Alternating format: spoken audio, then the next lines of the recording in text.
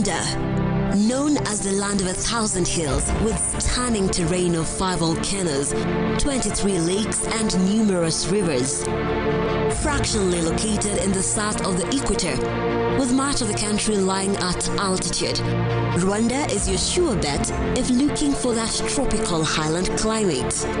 Ranked as the second fastest growing economy in Africa and the most improved nation in human development in the world, with a strong African hub potential, highly connected African airline, second highest ranking in Africa, and a fast-growing bilingual, educated workforce, Rwanda is the gateway to one of the biggest emerging markets in the world. And with you, a country of sound directly to leadership. questions.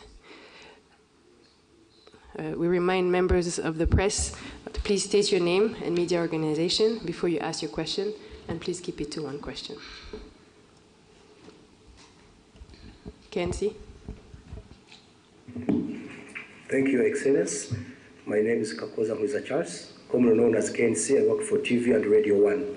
My question, DRC government rejected or refused to put into place the commitments, Washington commitments of June 27th. And recently we heard that Congress president in the USA. If true, what should we expect regarding the Eastern Democratic Republic of Congo peace and Rwanda in particular? Thank you, sir. Well, I'm sure you are familiar with these stories where people may say one thing and do a different thing altogether. And sometimes it even becomes a pattern for some people to just not do what they have said they are committed to doing. And that is a characteristic of the situation you have with the DRC. The good thing is it's always in the open, it's in public. You don't have to explain much. If they were doing it quietly, people would get confused and start saying that maybe others are actually responsible for all that they are seeing. But the good thing, they come out and say it. They agree one thing in Washington or even in Doha, and that is made public. Then the next day or week, someone says, no, we are not going to do this and this until something else is done. And even when what they are referring to has also been under discussion. And whether in your mind you agreed or not, what has come out of you, if it's on record, you definitely have a problem explaining why you would agree one thing in the room, and then when you are out in speaking to the media or to whoever, you say a completely different thing, or even renege on what you actually said you are going to do. So that is one part of it. But somehow we've been limping through this all the way. Some things done, others not, others half. And now maybe possibly with the time taken and effort, we will find ourselves in Washington, which I should have started with. I think the fact that there is even a possibility of meeting in Washington and discussing or agreeing or signing anything is a good effort.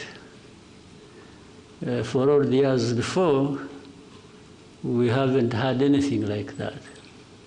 We have had people come, visit us, visit Rwanda and Congo, and rush to the UN and the Security Council and make decisions and make announcements and pass resolutions. That's why in the first years we spent a lot of time on that without really having anything tangible in place. I think this process or the two processes, one in Washington, another in Doha, but talking about Washington, it's a good step in the right direction. Whether we arrive at a decisive moment that gives us a clear possibility and optimism that we are near finding lasting peace and so on. Yeah, it's something we can still continue to hope for and work towards, but at least there is that possibility, there is that framework that is in place, and the Trump administration seems to have done their best. You know, some of these processes will not work, not just because we are meeting in Washington or the powerful United States is involved. Yes, they have a big role to play. It's what I was praising them for, having made a huge effort. But until those people concerned directly, they themselves want and commit to achieve the end result, which is stability, peace, and security for all that needed, even the most powerful will remain wondering which way to go, or frustrated, if you will.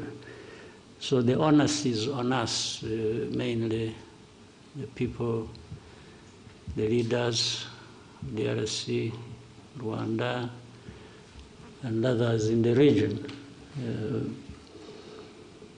You know, Washington took over this when there were also other efforts underway. I'm sure maybe one of you will be asking, or you yourself had it on mind but didn't raise it. You would be asking, what is the East African SADC process? Because they were there. Or the AU, or whatever. That speaks volumes. And the reality is the knot is tied in one place. These problems are happening, but it seems the leaders don't care or don't know, or they have refused to take responsibility.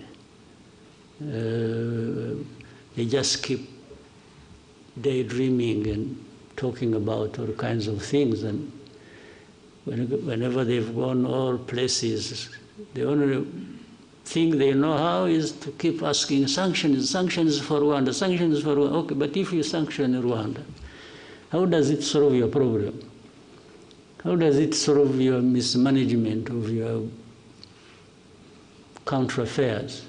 How does it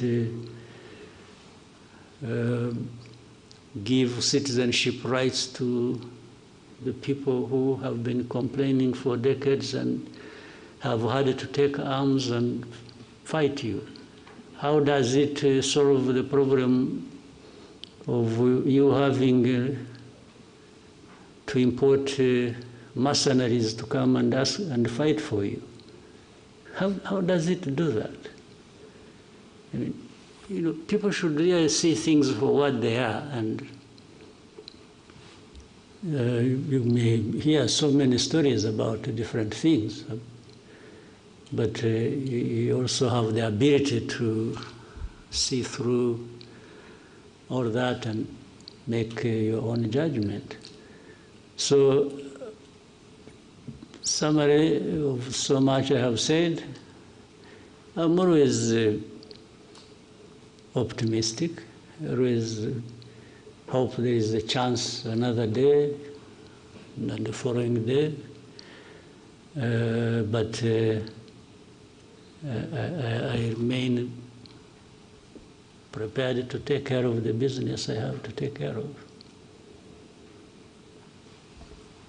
Thank you, Mr. President. Albert? Good afternoon, sir. Thank you for this press conference. Kind of a follow-up on where we started. At the same time that we have a meeting coming up in Washington eventually, at the same time you have a narrative that has been developing in these last weeks and touching on something that doesn't seem to be the way it is presented, talking about humanitarian crisis.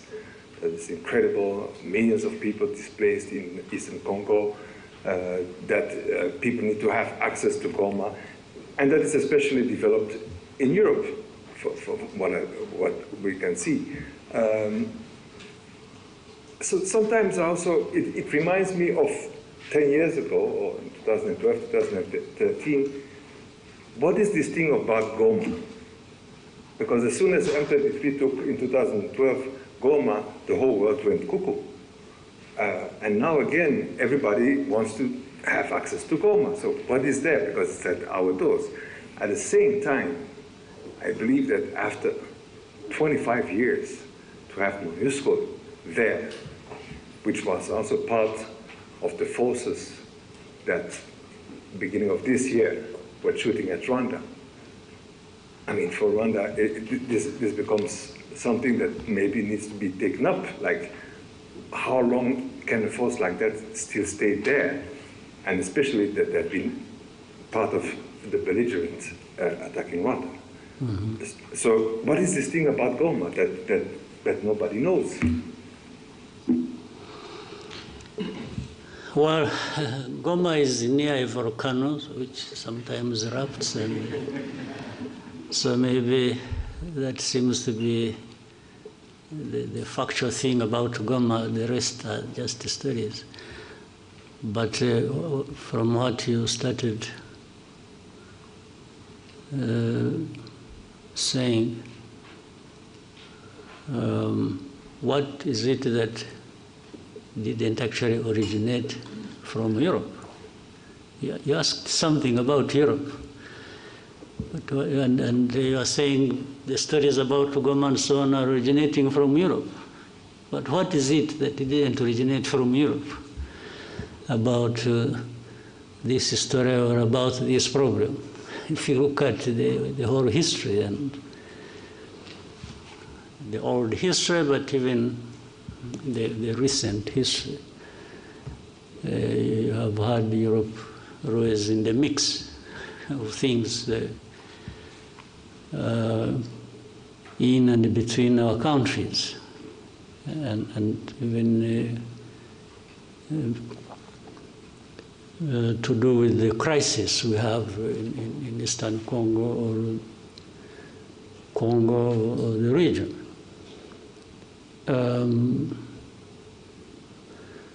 For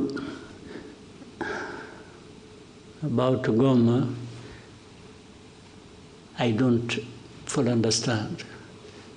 And talking about humanitarian crisis, yes, there is suffering, there is no question about it. But actually, it seems there was more suffering before the crisis, or at the beginning of it.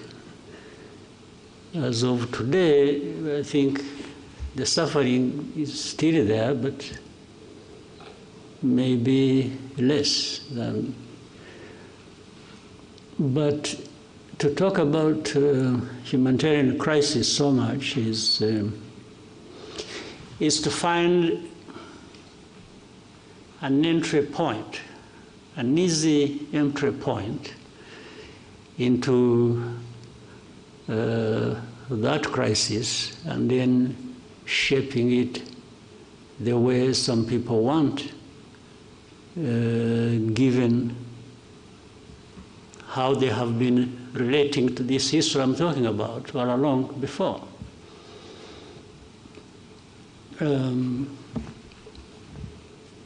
You cannot talk about just crisis or humanitarian crisis without highlighting the root cause of that. And people have always avoided bringing up matters to do with the root cause, because in the end it exposes people like that. So there is always a way to shape things in a manner that there is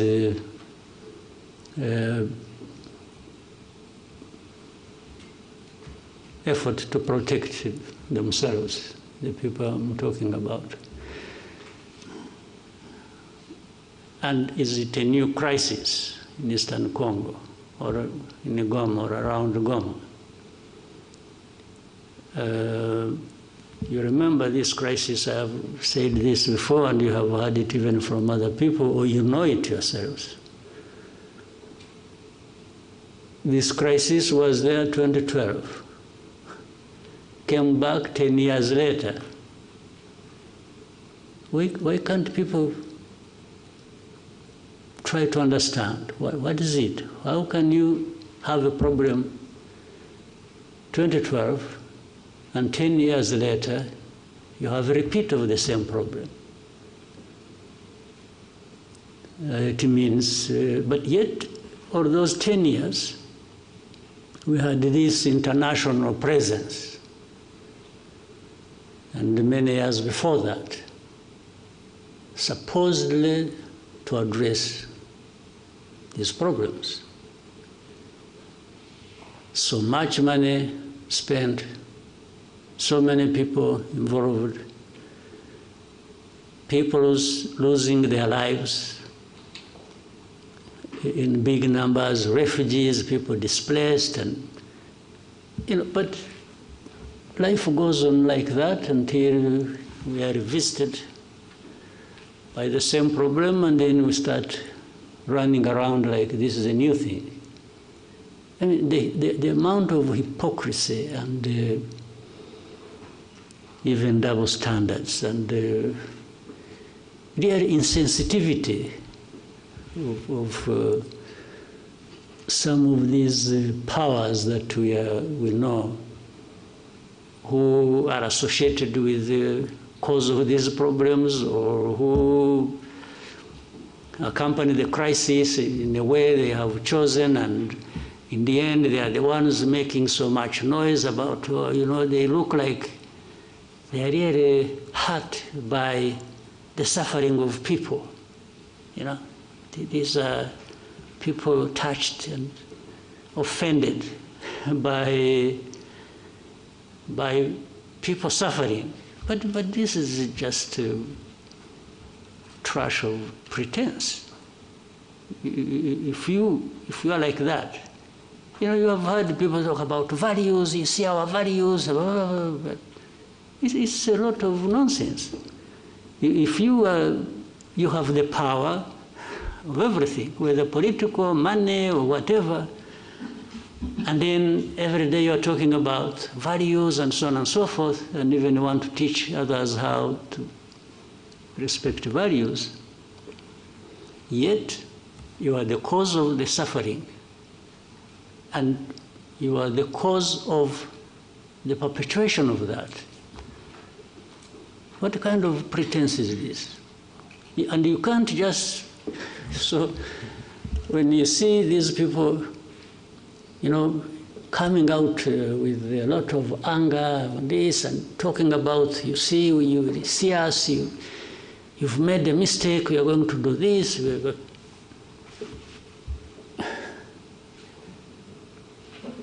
In the end, all they are doing is adding more suffering to the suffering that is already there. It's not actually addressing any problem. So Goma, but if anyone wants Goma, that's fine. For whatever reason, whether it is ritual or, you know, some believe in witchcraft, they would want to go and pray in Goma and meet their witch doctors there and so on and so forth. Still, you know what? Goma is, it's not functional as of now, but it is in the hands of some people. You go and talk to them.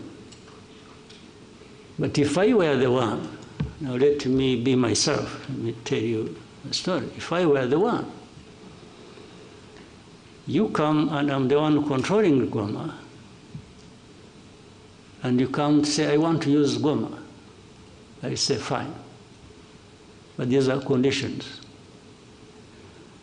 Goma is part of my problems that I face with the government. And now it is in my hands. I will not give it to you until you show me, alongside that, how you address my problems. Well, I may sound speaking for these guys, but I'm just reasoning.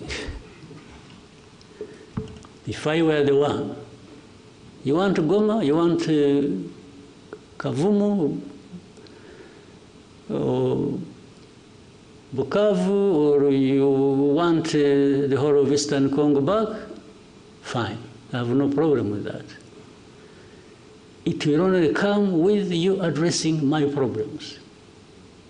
Yeah, you understand? In my long history, in my judgment, that is what I learned over so many years of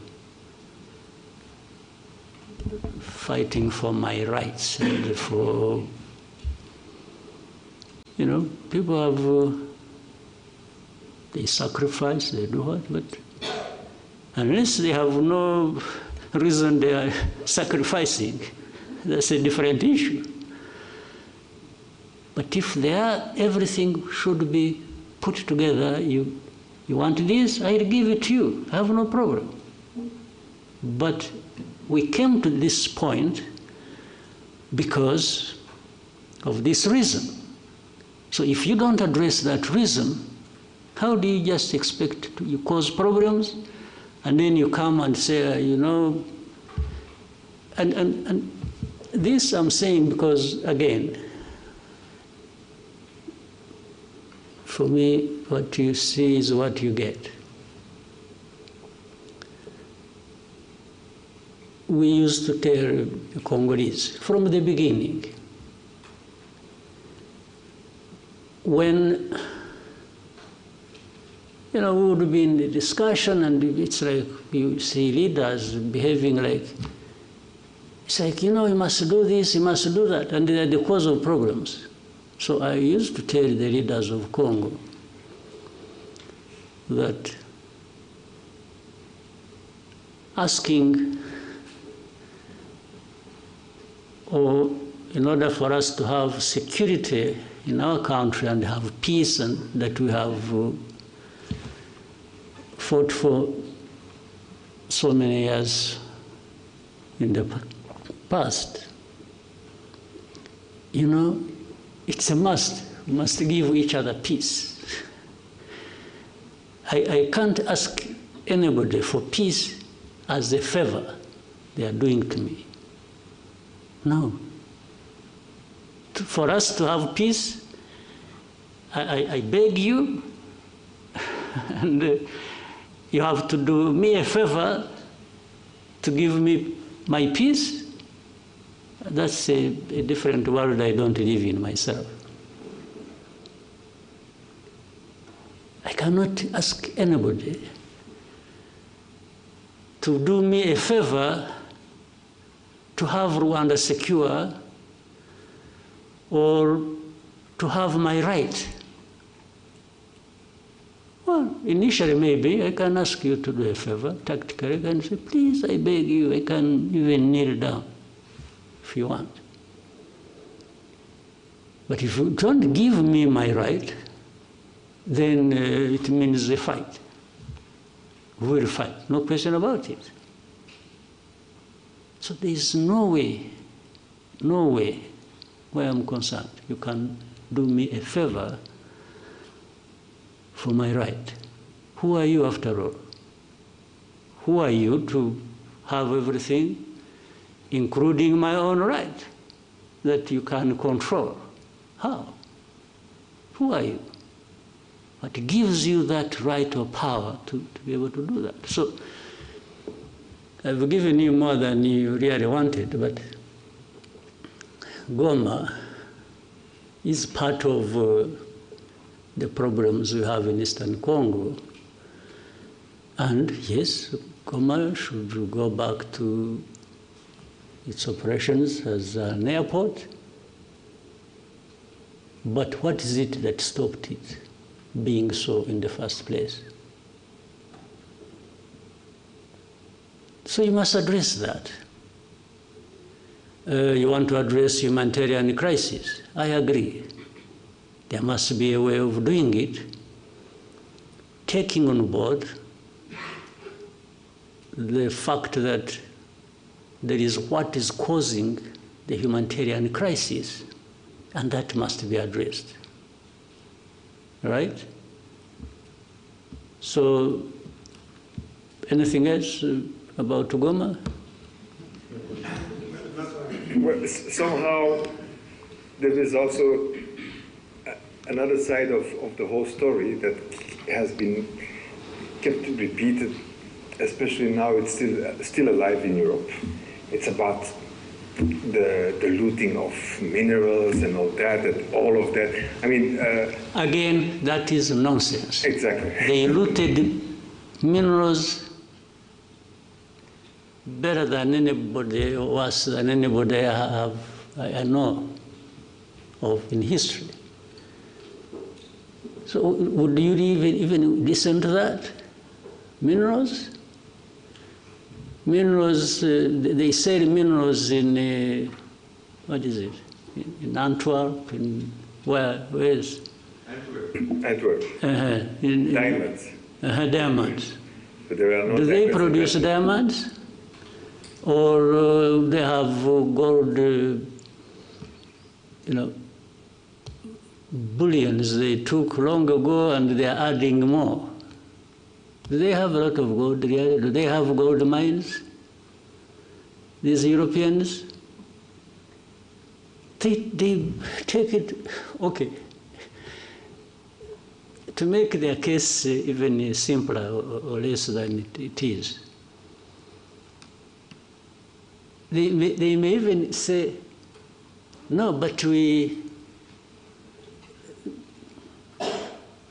the gold or the diamonds or whatever we have is brought by legitimate people, okay? Would you believe that?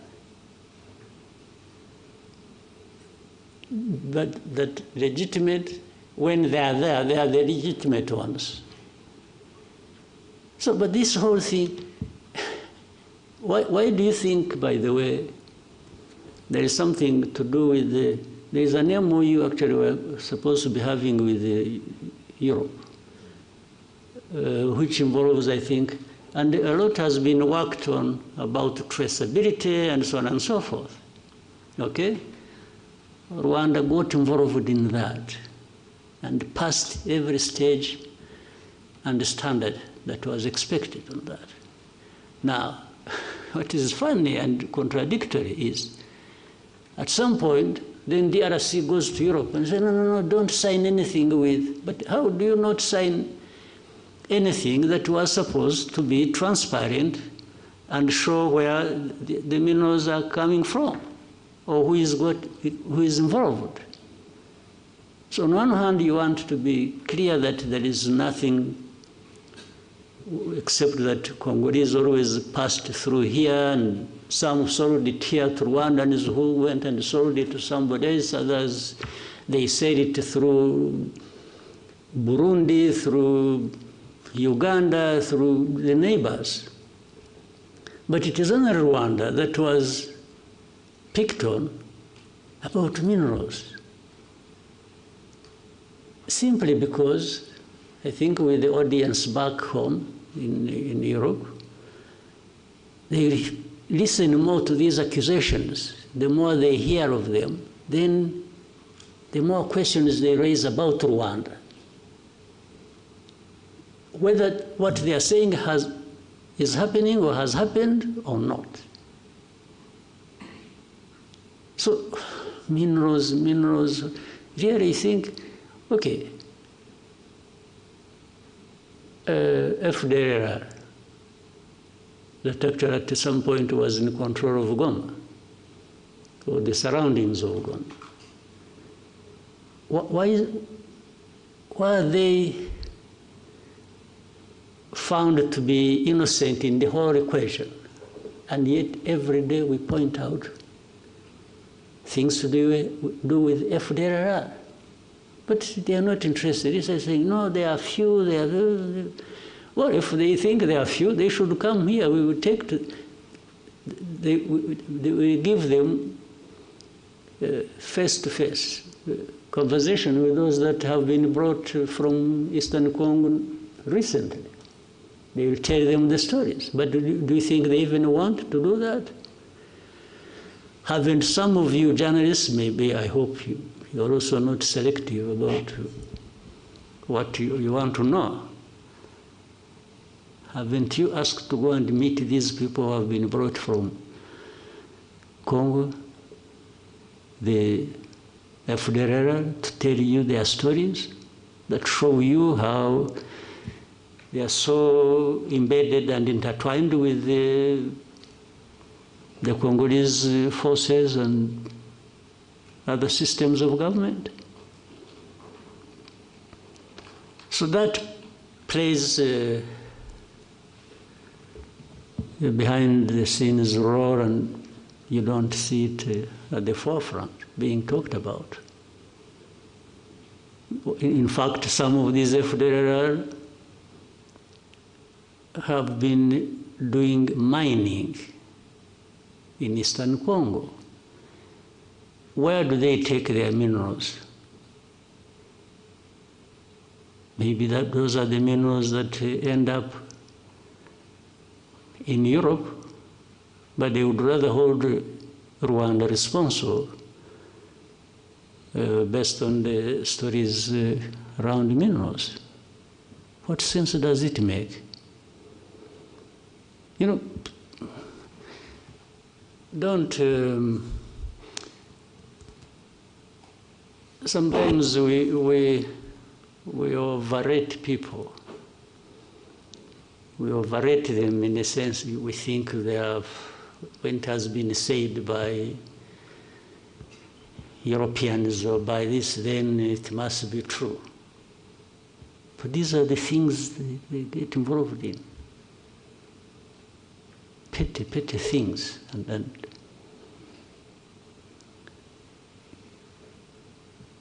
without borders.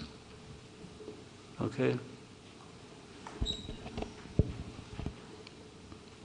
Thank you, Mr. President. We have one more question about Goma from Romain Gras of Jeune Afrique.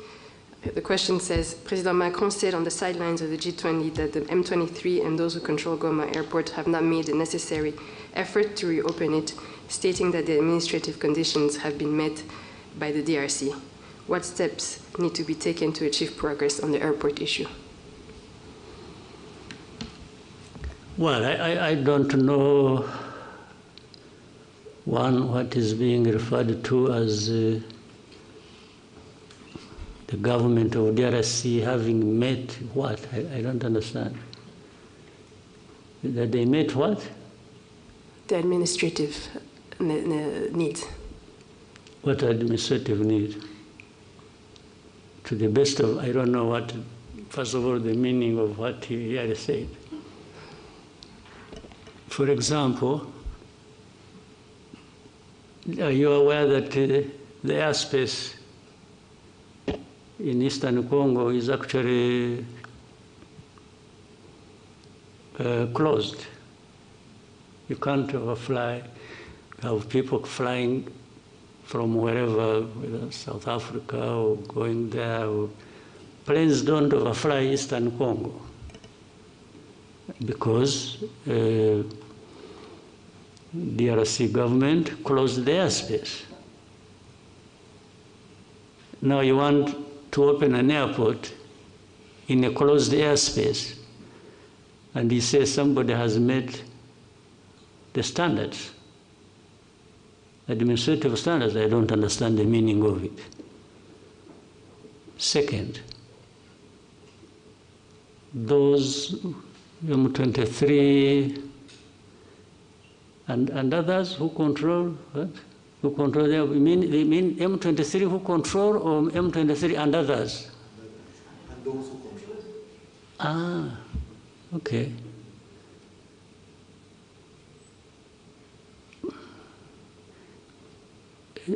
Could I equate it with saying, maybe he wouldn't like that,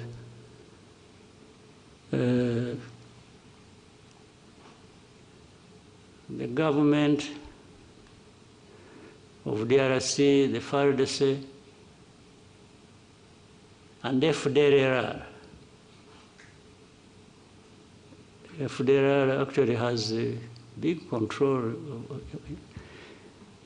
in that area. They are being fought every day by the M23, even before those who control the airport come in. So would President Macron wish to say something about FDLR? I don't think so. You know the reason? There is a whole story about FDLR and those others from Europe. We'll talk about the airport, those others who control it other than M23. There are those others from Europe who control FDLR. That's why they are always quiet about FDLR. You see always when issues about Eastern Congo, about Rwanda, backed M23, and then when FDLR, they are really whispering. They don't even want anybody to hear it. And then for government of DRC, it's some individuals who get involved in these wrong things. It's not a government. I mean, this selective way of presenting issues and even wanting to address matters sensitive like that based on how you have selected to handle it, I think it becomes part of the problem. By the way, that's why I was saying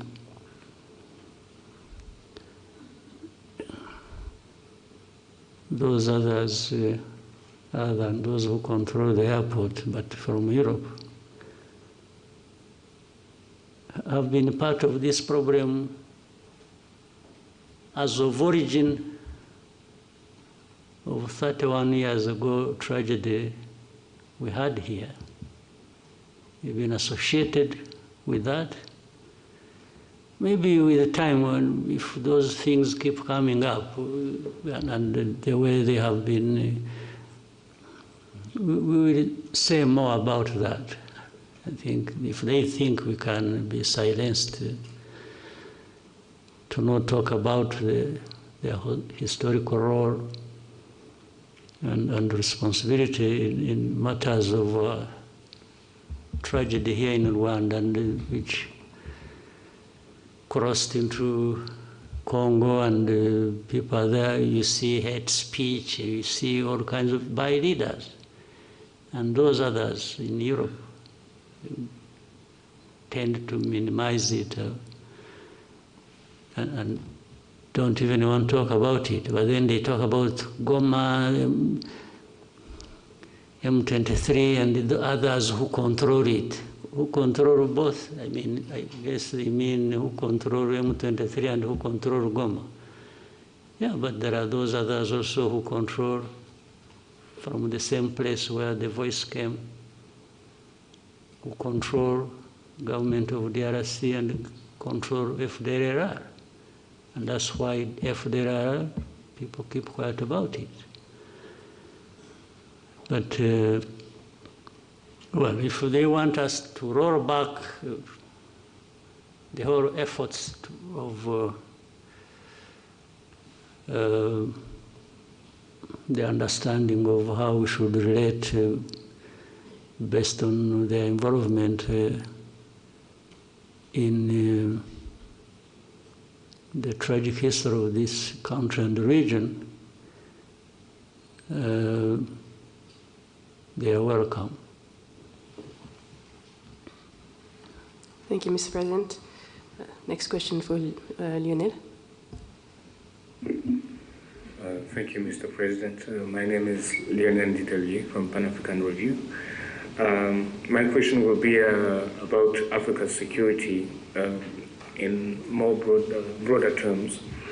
At the recent Land Forces Commander held in Kigali, you noted that Africa still faces the world's the most active conflicts, and that the response is constrained by external bureaucracy and decisions made afar, even when speed and autonomy are needed.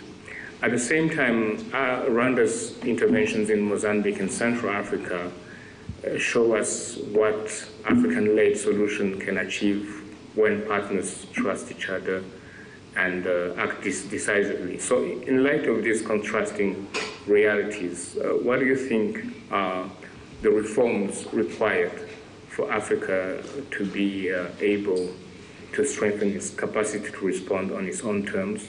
And how do you see Rwanda's interventions or partnership shape that future?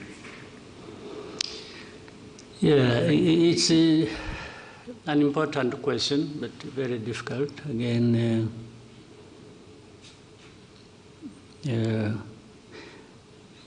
I think if I remember the saying, you can take horses to the well to drink water, but you can't force them to drink.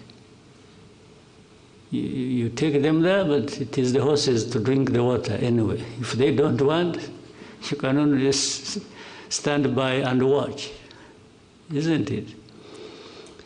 So I think Africans, we have everything. We have the water in front of us, and we are thirsty, we should be drinking. But we find an excuse for not drinking the water. I don't think we need anybody coming and whipping us into that.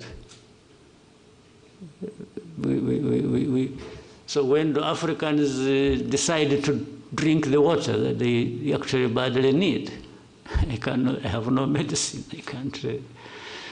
The only thing we try to do when we collaborate with our brothers and sisters on the continent, like in Mozambique or Central African Republic, or participate in other efforts, We are only trying to say we can drink the water. We are actually drinking the water based on our thirst for it. And then it's like saying, why don't you? Telling somebody else, why don't you quench your thirst? So, I don't know. There is nothing Africa doesn't have, actually. All these things, or these areas where we fall short, I can only be surprised and say, why? Why do we keep falling short on everything, including the provision for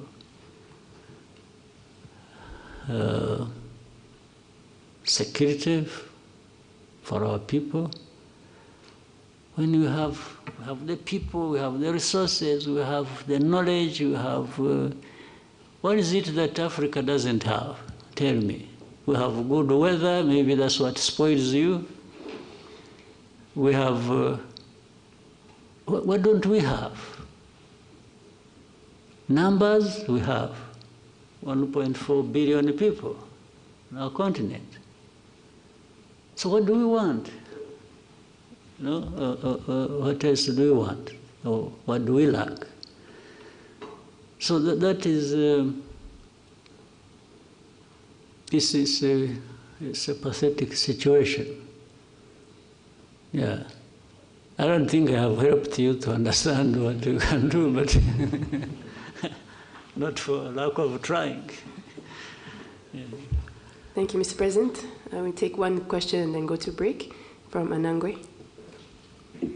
Thank you, Mr. President. Eugene. Maybe why don't we continue a little bit, then maybe another 15 minutes and then take a break.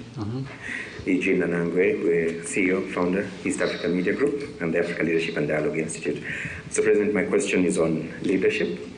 And I listened to you keenly at the recent Unity Club forum, where you challenged Rwandan leaders to reflect on what's holding Africa back.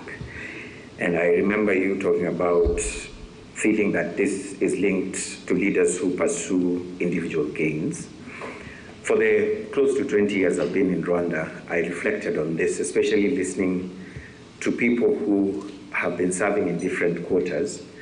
And when someone tells them, "Nukomeza gucho, urisanga kuri yellow paper," and they say, "Reka, reka, reka, reka, reka."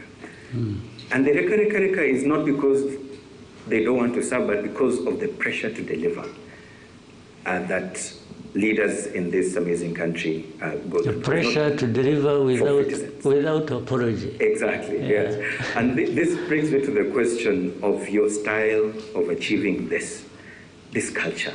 I know of countries where people will kill each other to get those positions of leadership. But here, not everybody can take that pressure to deliver without apology. So if you were to deliver a lecture at President Kagame's School of Leadership, what would those three things be that you would say about this subject of servant leadership that happens in this country? And then the East African community, the momentum seems to have died out.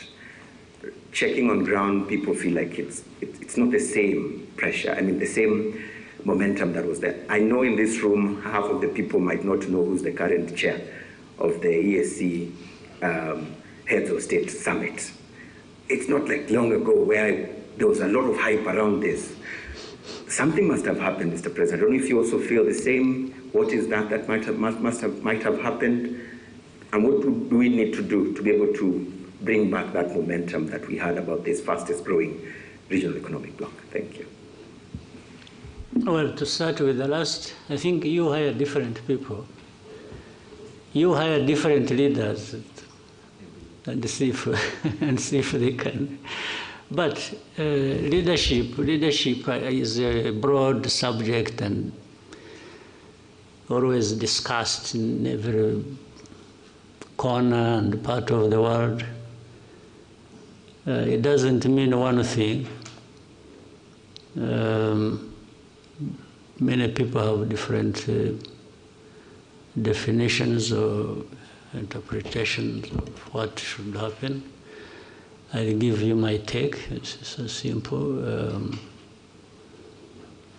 First, leadership isn't about just serving yourself and being proud that you've done something for yourself, except you can do that only if you are delivering something. Because if you are leading people and you are delivering, and you see the benefits reflected in the lives of those people,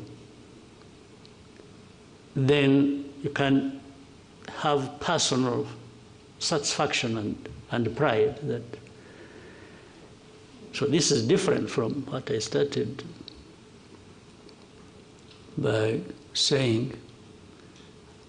If you lead and you're so much involved in what you can do to benefit yourself, that's the opposite. I can only serve to benefit myself by being satisfied that my role as a leader is benefiting those I lead.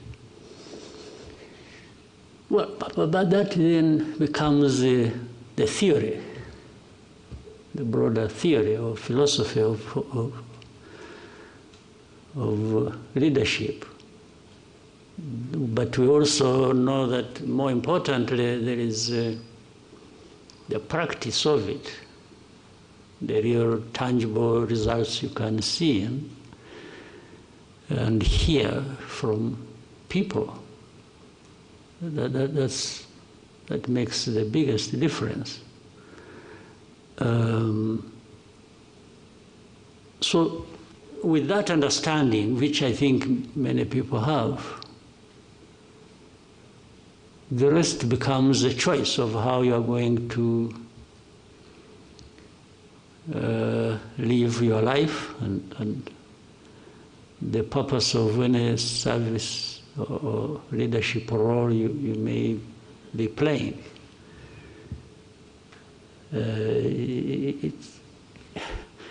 We can learn the theory, but in the end, the practice is ours. Yes, you can study and have degrees bestowed upon you about leadership, and you can be an expert and be there actually teaching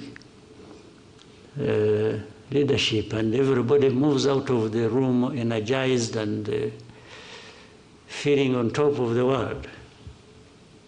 But the moment you step out of the door, the choice is yours.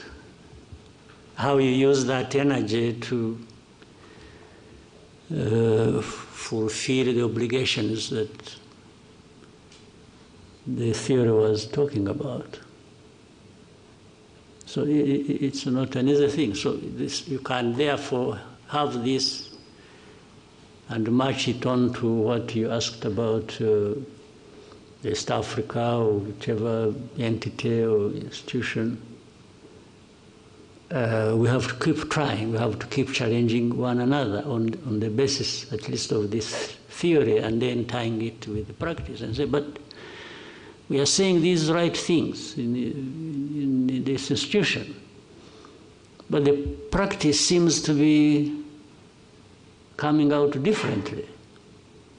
So you have to agree that's how issues of accountability come in, because people they understand the theory but have failed on the practice, and they are causing damage to those they lead. And therefore, that's when you say, if you are found to be doing this and you run into this and you're causing suffering, then measures should be taken. By doing it intensively, I think you reduce on the damage that is caused by bad leadership. So, as you said, at a personal level, I also confess, I tell you, I have no apologies to make for. And then I tell my people, you know it very well. I have said, by the way, when you get tired of me, get rid of me. I'll walk away without any, I will not fight back. If people say, no, you are becoming too much, insisting, both, too much is not just in time. Too much can also be how much you do in time that disturbs people, okay? But accountability and the desire to have results is not for the half-hearted, no. So by nature, I found either I'm doing it, unless somebody shows me saying, what? There's something wrong you are doing.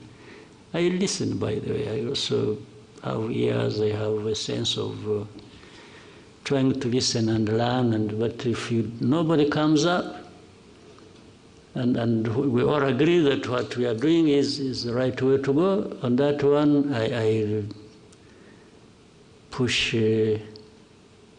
everybody in my domain as much as I can. But age is catching up with me, so I have some reduced energy, not like I had 25 years ago. But I still have, I can still bite. I still have some, right. Thank you, Mr. President. Vincent? Morocco's Excellency, Vincent Gassana, Keti Press.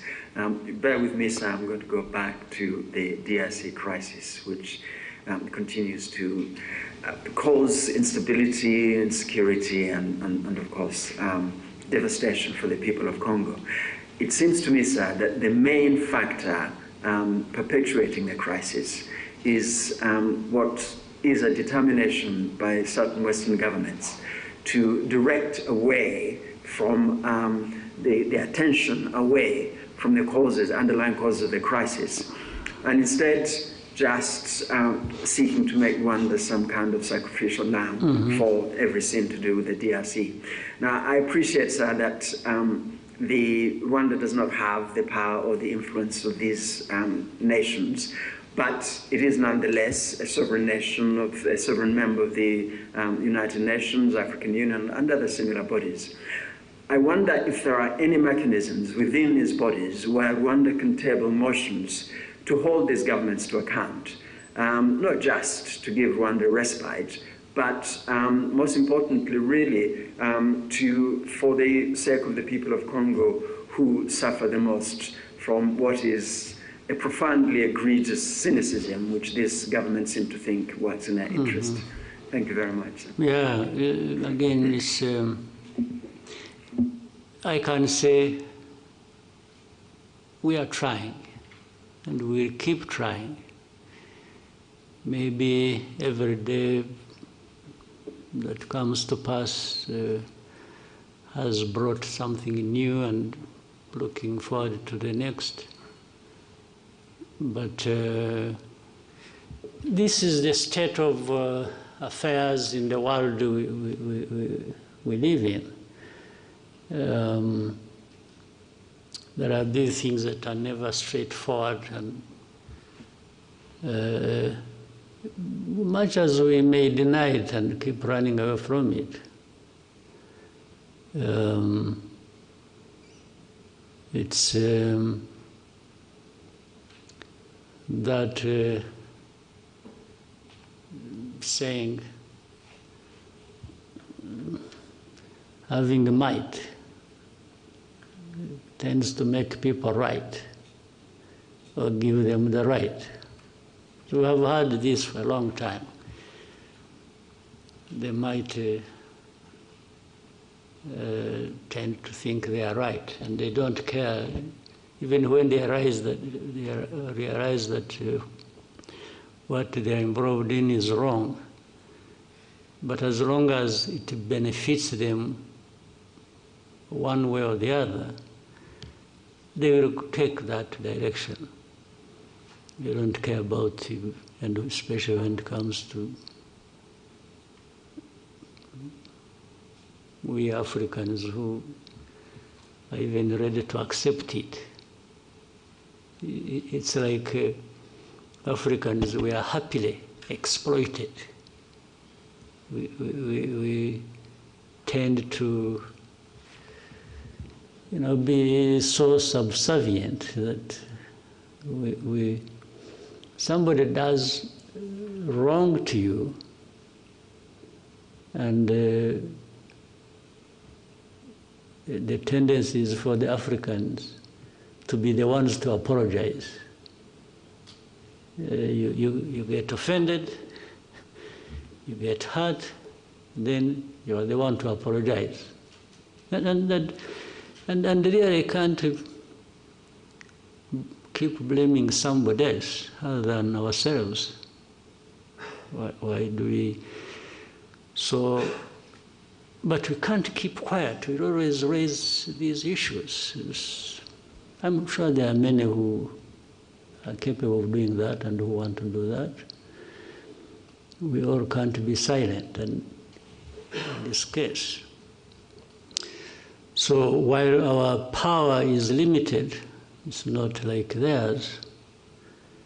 One, we have to reject it, that we can't just be treated the way we are. The second is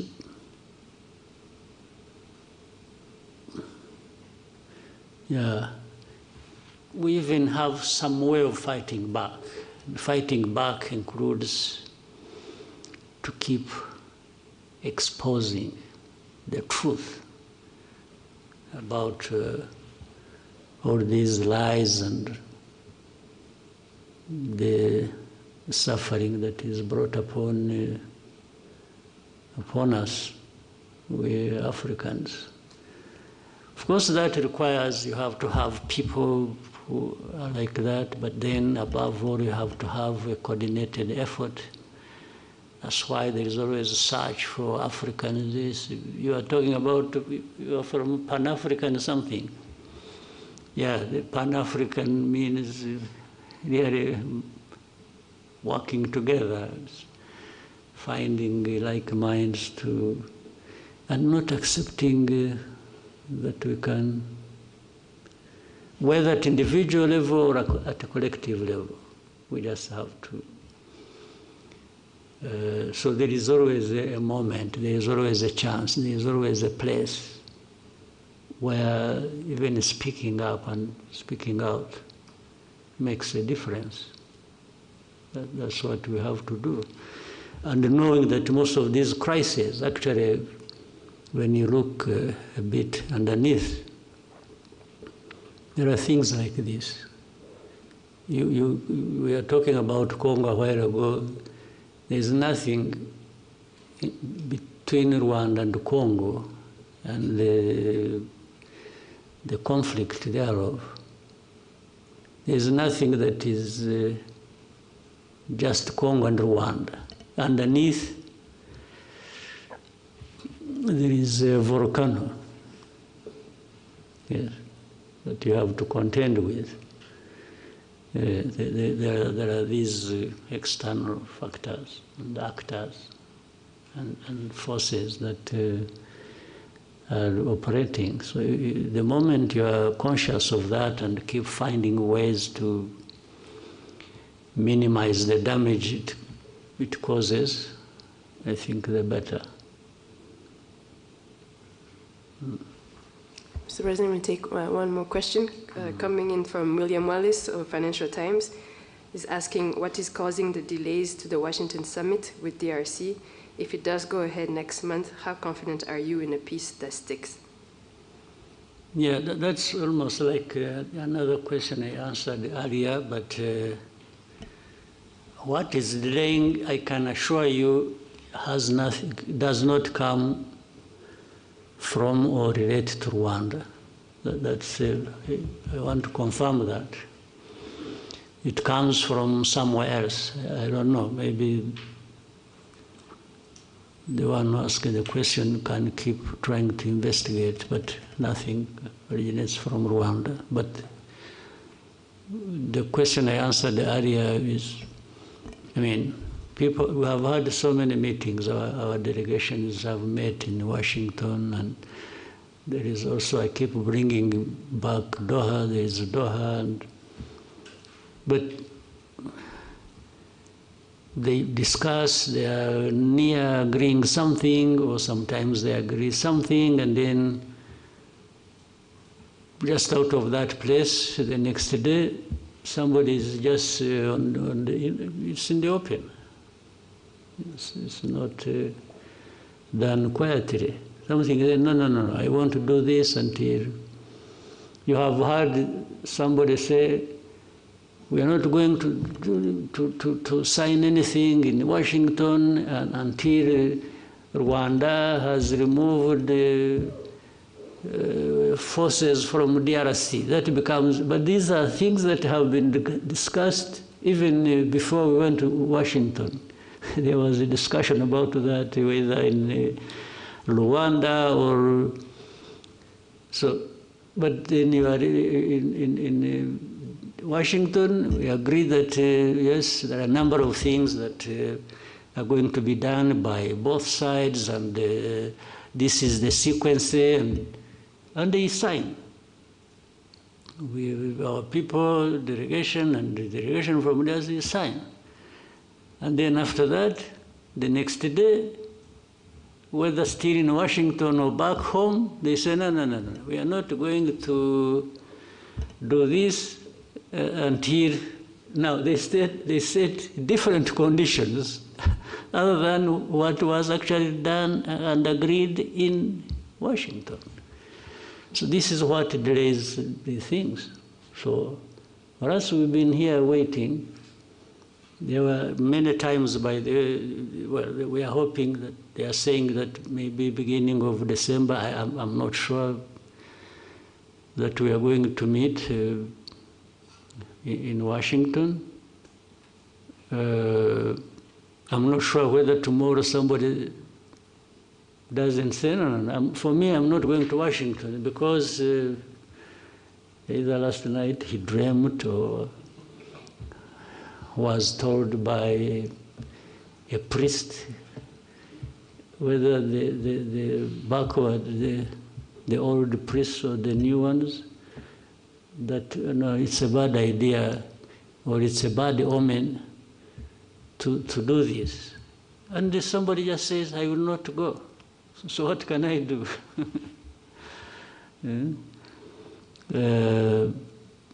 But we are still hopeful that maybe because those bringing us together maybe have some power to move things, but at least for sure they have the intention. So we will wait and keep hoping that it's not just about a trip to Washington, it's about making steps towards finding an agreement that can help us start a process that will bring peace to our region and to our countries. Thank you, Mr. President. We'll now take a 15-minute break and come back. Maybe 15 minutes or even 10, and then we...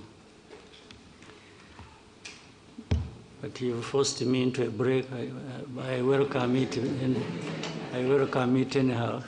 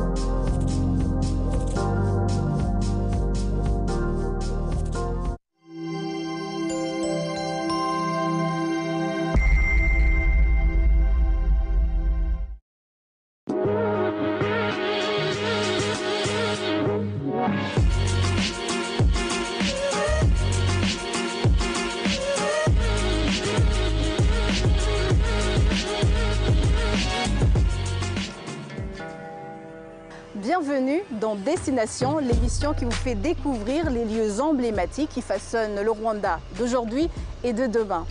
Aujourd'hui, nous posons nos caméras au cœur de Kigali, devant un bâtiment qui est devenu l'un des symboles architecturaux les plus puissants du pays, le Kigali Convention Center.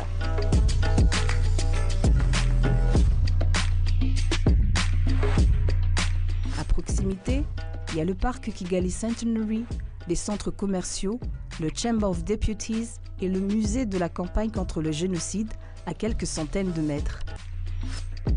Nous sommes à présent à l'intérieur de ce lieu emblématique et pour mieux comprendre l'histoire, l'architecture et le rôle stratégique du Rwanda Convention Center, j'ai le plaisir d'accueillir notre guide d'aujourd'hui, Nice Ouassé. Bonjour Nice. Bonjour. Et merci de nous accueillir. Merci beaucoup, merci d'être ici. Alors, en arrivant ici, c'est l'architecture unique qui nous frappe. Est-ce que vous pouvez nous expliquer le design si particulier de ce lieu? Le design de notre dôme à Kigali Convention Center représente les toits de chaume des maisons traditionnelles rwandaises. Mais un peu plus spécifiquement, c'est pour des palais royaux des années dernières dans l'histoire du Rwanda. Et ce que représente, c'est juste d'amener, de créer un lien sur notre culture et aussi moderniser ça pour mettre le Rwanda sur le plan international. Donc ça, le Convention Center est devenu un endroit emblématique de Kigali et aussi un point de repère, donc un iconic place, un landmark en anglais, pour des gens qui viennent dans le pays. Alors, pouvez-vous nous expliquer brièvement l'histoire du Rwanda Convention Center? Kigali Convention Center, qui est la centre conventionnelle de Kigali, a ouvert ses portes en 2016, au mois de juillet. Et c'est maintenant 9 ans qu'elle est en opération et en service. Je veux dire, le centre conventionnel de Kigali, qui est le Kigali Convention Center, a ouvert ses portes en 2016 par son Excellence le Président. Et il est compris de 18 salles de conférences et aussi un hôtel adjacent de 291 chambres au total.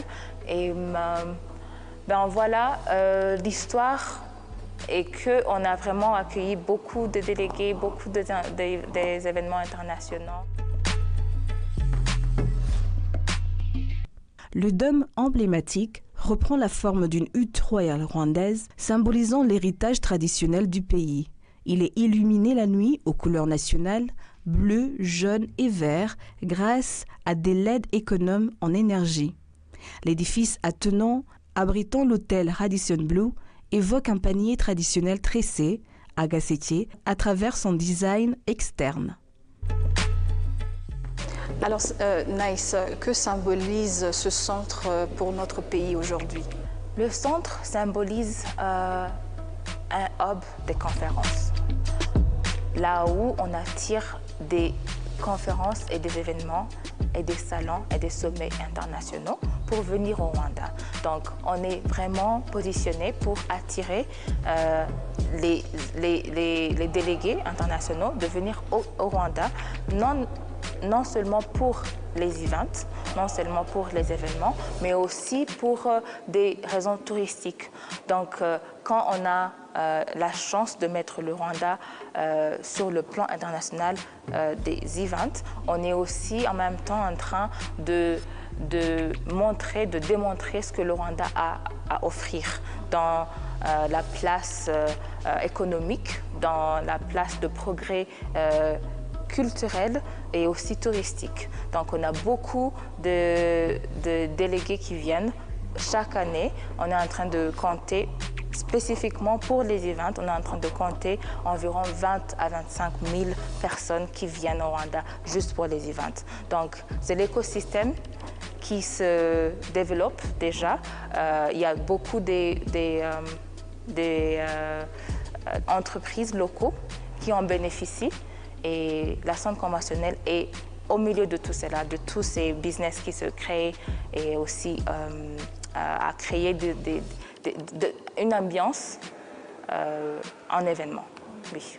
Le Kigali Convention Center a été inauguré en juillet 2016. Sa construction a duré de 2009 à 2016 et a coûté environ 300 millions de dollars, ce qui en fait un des bâtiments les plus chers d'Afrique.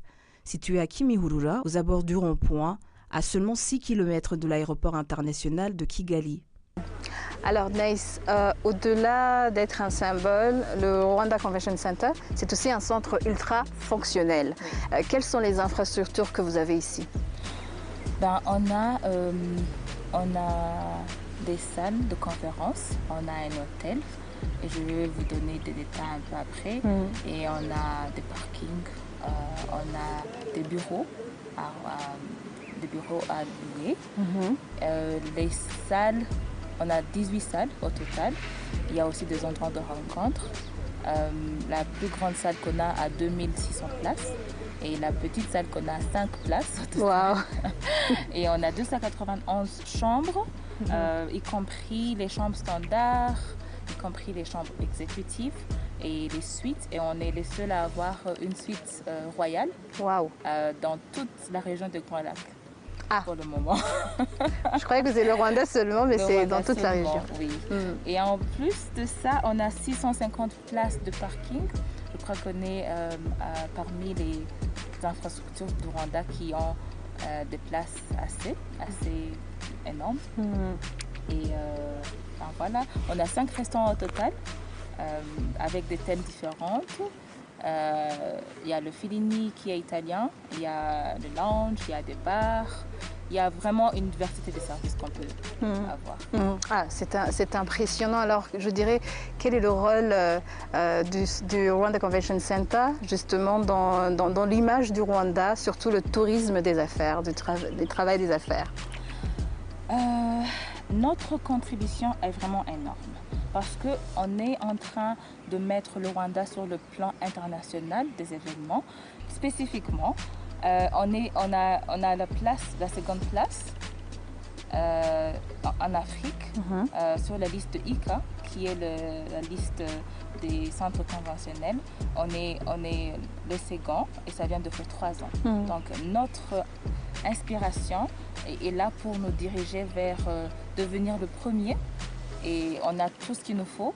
Et c'est juste renforcer nos services et travailler avec des bureaux, notre bureau de convention et aussi le gouvernement du Rwanda, mais en même temps les gens qui donnent le service dans l'écosystème de tourisme en large. On est vraiment dédié à faire ça et on est prêt à atteindre. Merci.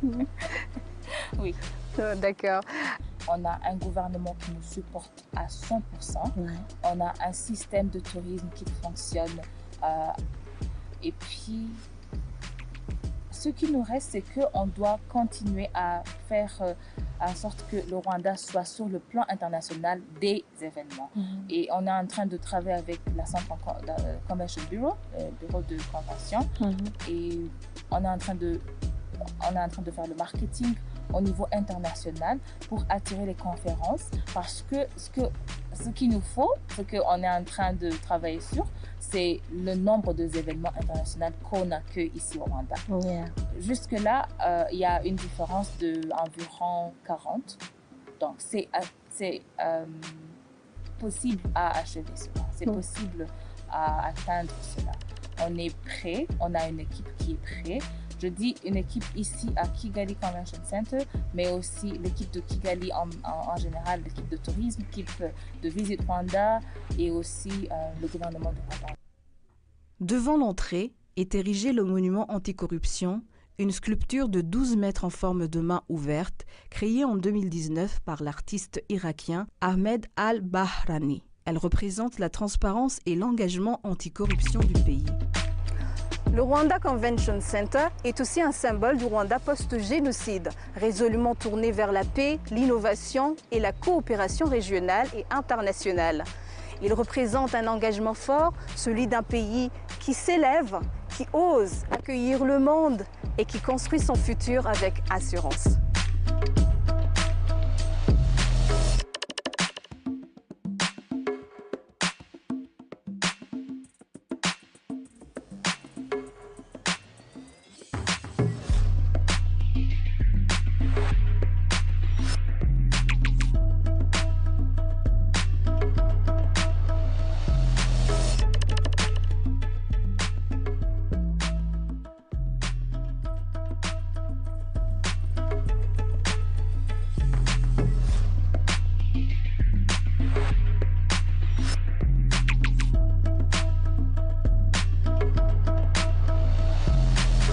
an amazing, colorful and impactful experience this has been for us and for all our community and our delegates in a defining moment for the HIV response.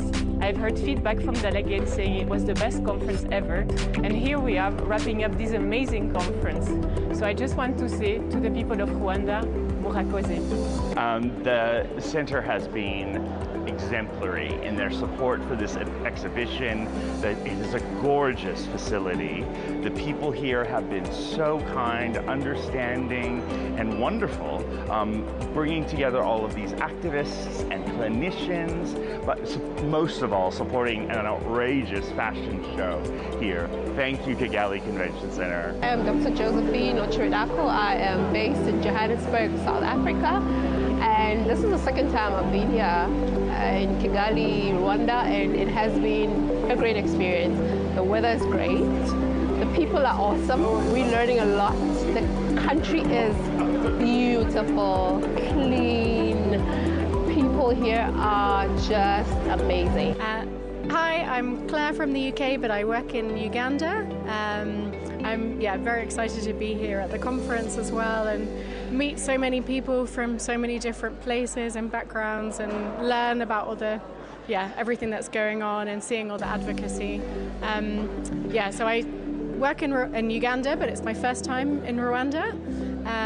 I've been sort of moving around the city a little bit. It's very green and clean air and there's no potholes.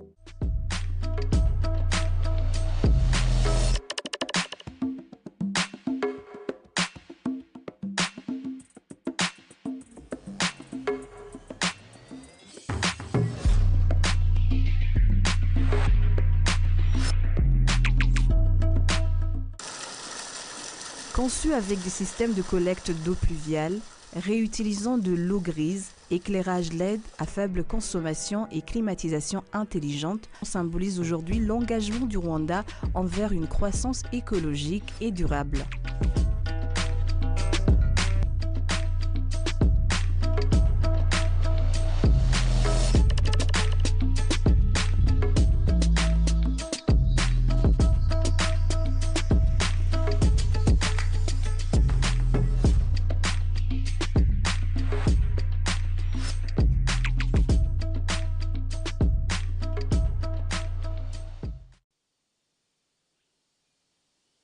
turi muri village Urugwiro ahari kubera ikiganiro nyakubahwa Perezida wa Repubulika Paul Kagame agirana n'itangazamakuru.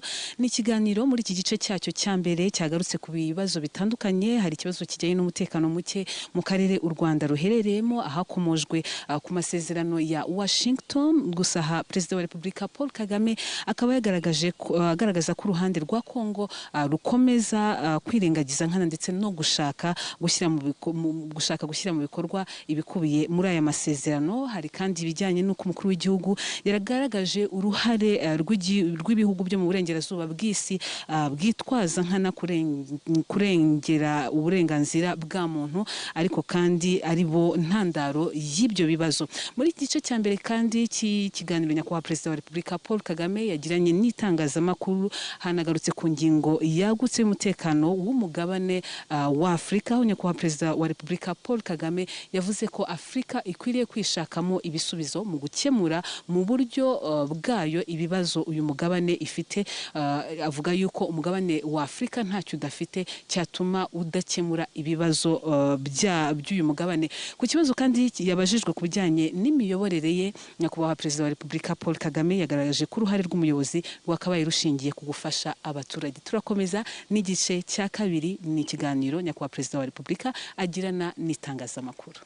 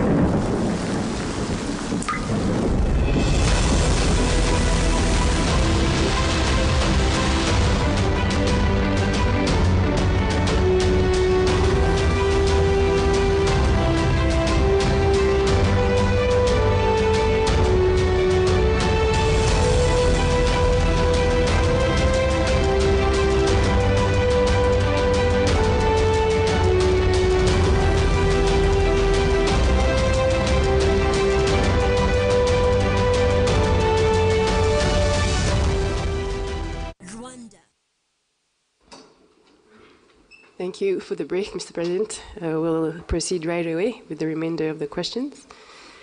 Let's start with Lacroix. Hello, Mr. President. Vivien Latour for the newspaper Lacroix in France.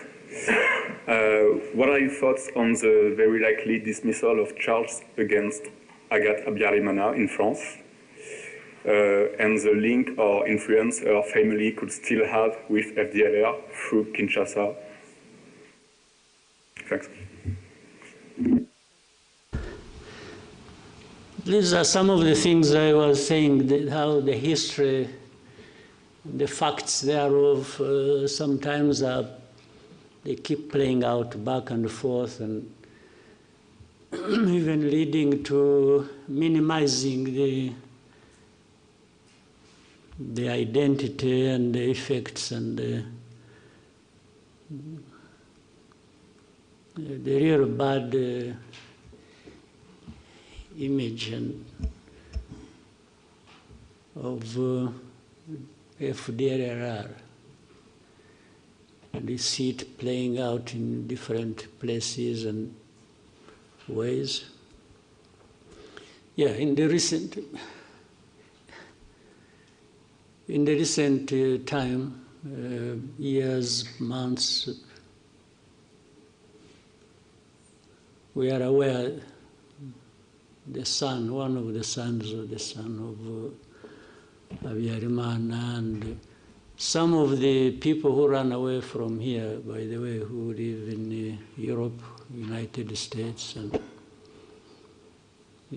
have been active on this agenda of FDLR, and they've been recruited, they are financed, they've been forming different things under the tutelage of the president of DRC, personally, not even,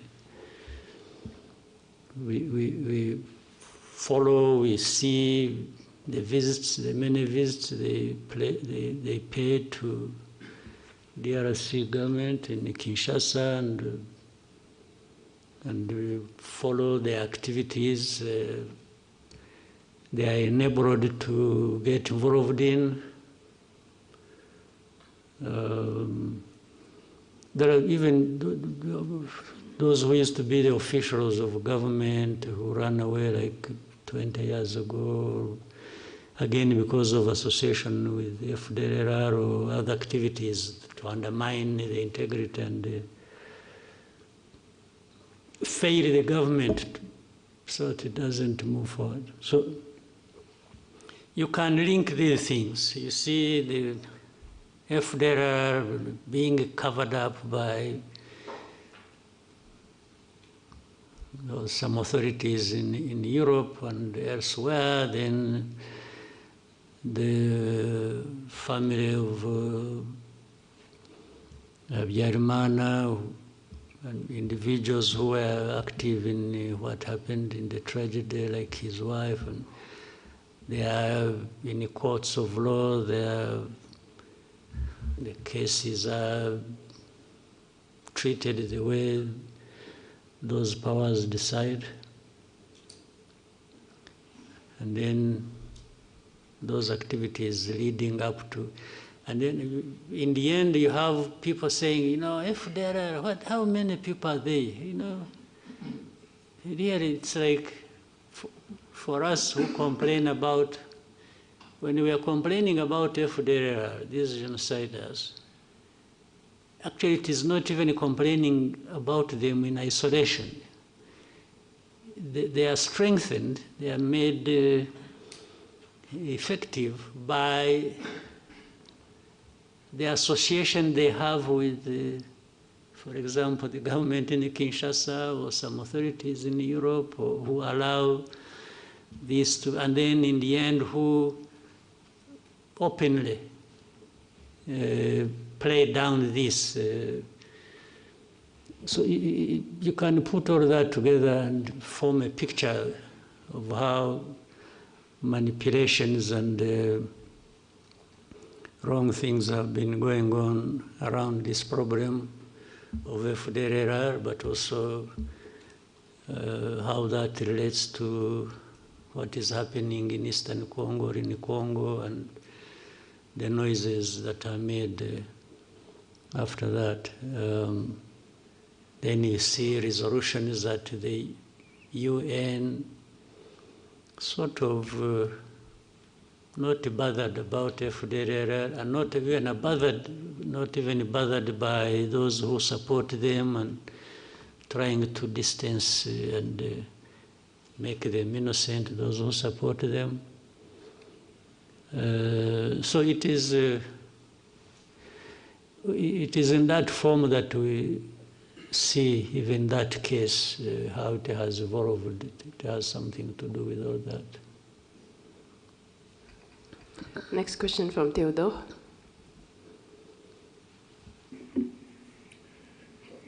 Hello, Mr. President. Theodore de Queiroz.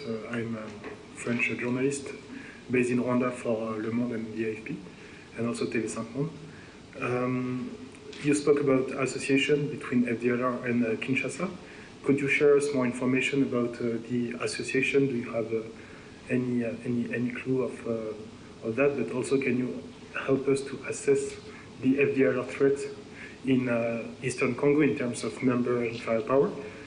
Also, as dismantling the FDLR group seems to be one of the key of the Washington Peace Agreement, when will you consider that this group is dismantled? Thank you. Well, everything I have said, even here, about FDLR and those who they are associated with, explains that. I don't know whether I just have to repeat myself. In fact, I even talked about how there has been talk about numbers as a way of making it. The easiest way to give you numbers, if you operate here, maybe you should find time, they give you access, you talk to these people who have been captured and brought here among the leadership of FDLR, so that you talk to them directly. They give you. But again, the issue of numbers. By the way, I have seen that, for example, let me give you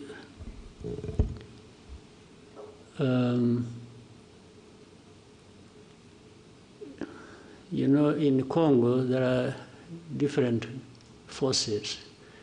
Let's say there are forces of Burundi, big numbers actually. Last time, since we talked about Goma, that even before just before Goma fell, Burundi had in Congo over 10,000 troops on the ground. Then you know that there are Ugandan forces in the areas of Ituri, Beni, and so on and so forth. According to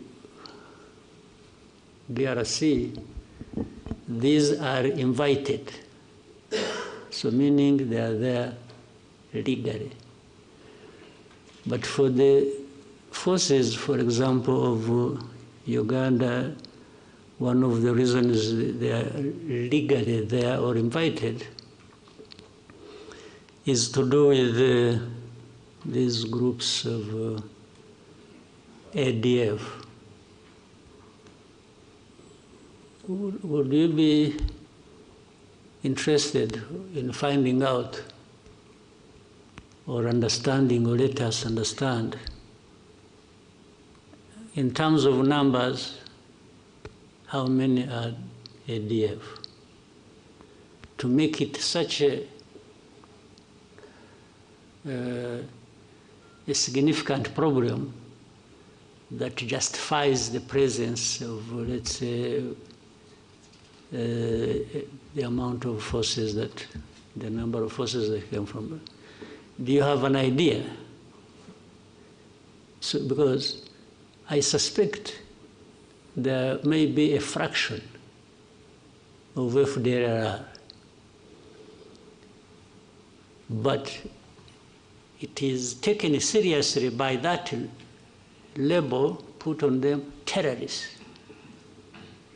You see, terrorists, even when they are 5, they actually do harm, and people take that seriously. So if there are, why no one would take them seriously, knowing that their history, and worse still, knowing that they are associated with a government in DRC. And I mean, this is a public knowledge. Even the way you have heard of hate speech, you have heard of all kinds of things. If you want to know, you must be knowing. So still the issue becomes, how many would they be? How many? So it's like putting me to task. One, it is falsifying the issue of numbers. If we want to know about numbers, there are many. That's very fact.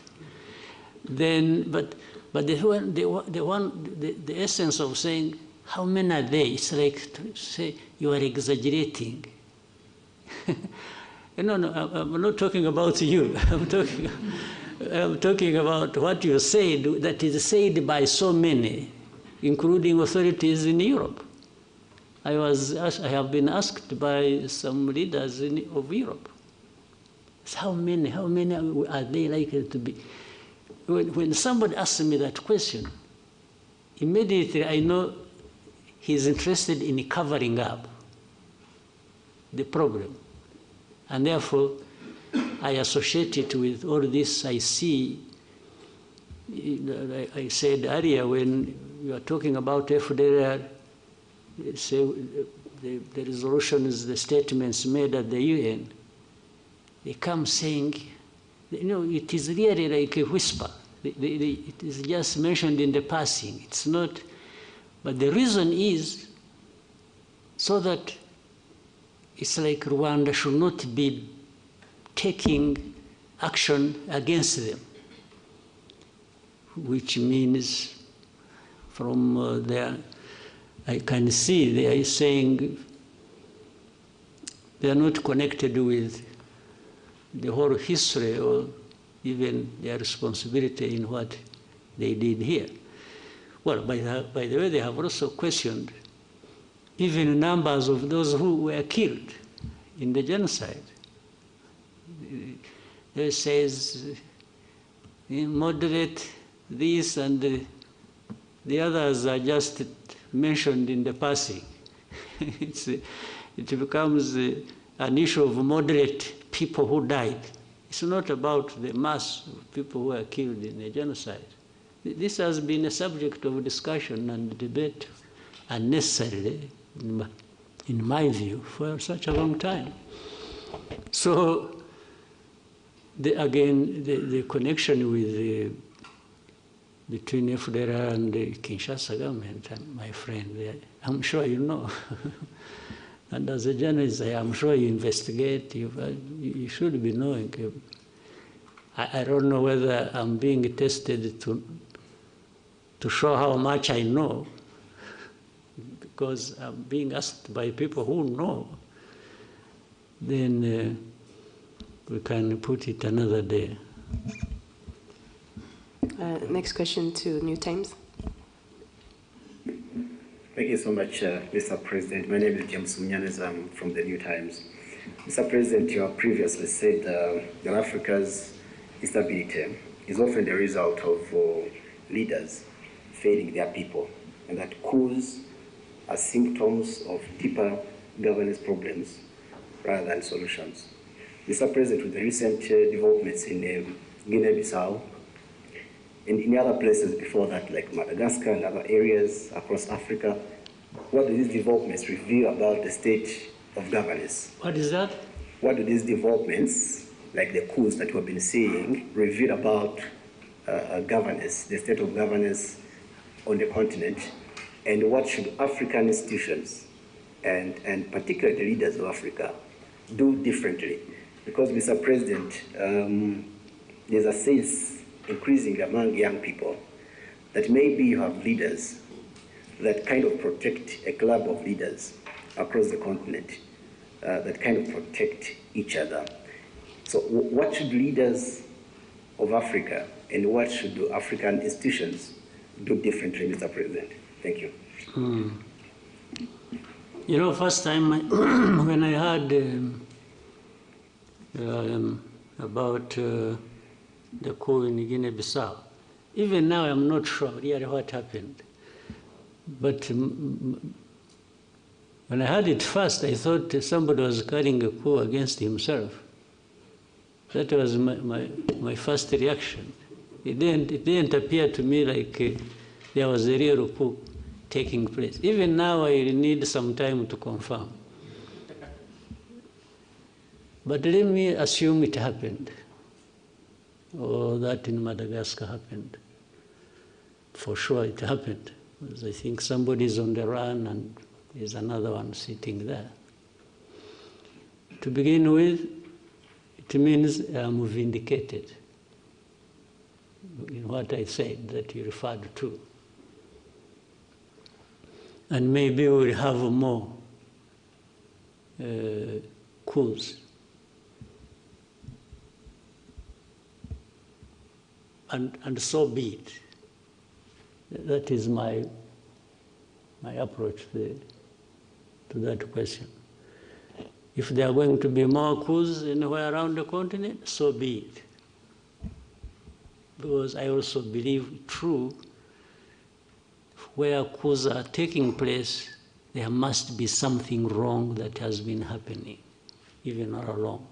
You can assume, you can read stories, you can see and appreciate and like something, but once there is a coup, maybe 90% plus, it means in that place there has been a problem. People have been not talking about or covering up or something. Now, I don't know whether you want again my opinion, which I have.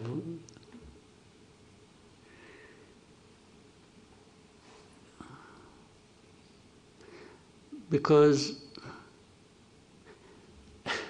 what is interesting, some of these coups are happening in a place where these, they are happening in places where these people who make judgment about us, the West, have been praising leaders. Okay? These coups only happen to tell these people you've been telling lies. Tell me, and maybe you can think about it and investigate and find out later, you'll tell me later.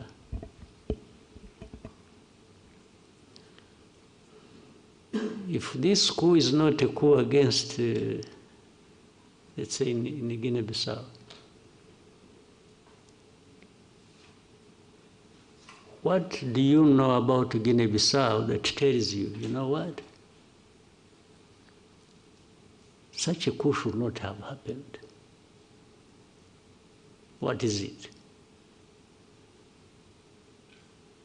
Because, or even go to Madagascar and tell me, you know, the way I know Madagascar, the way I've seen, why should the coup have happened? When we ask ourselves the questions in that form, we might then get to understand whether there are underlying problems or there haven't been, somebody just out of madness acted and overthrew a government. So the young people you talked about, you call them Gen Z? Well, why did you go to Z before you went to Gen Zero? I mean, the last resort, maybe. Is that what it means? I'm just guessing. Still, they are an expression that something is amiss. It may not even mean that they are always right. You see? But I would rather than, for those of us who are still around and don't want to be overthrown, we may need to find a way of making these young people responsible also, so that they feel they are part of, and therefore no need to overthrow. You see what I mean? Because there are so many, they can't all also be operating recklessly, collectively. Maybe some hot heads among them can mobilize others, but still to move the whole mass to do something. So before they do that, it's our responsibility maybe to do something so that they have no need to do that. Because where does it end up anyway?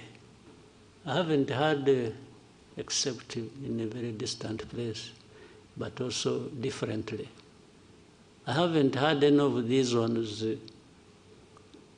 go through that process and becomes the leader.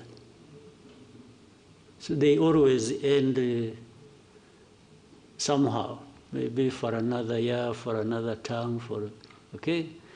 There is a way to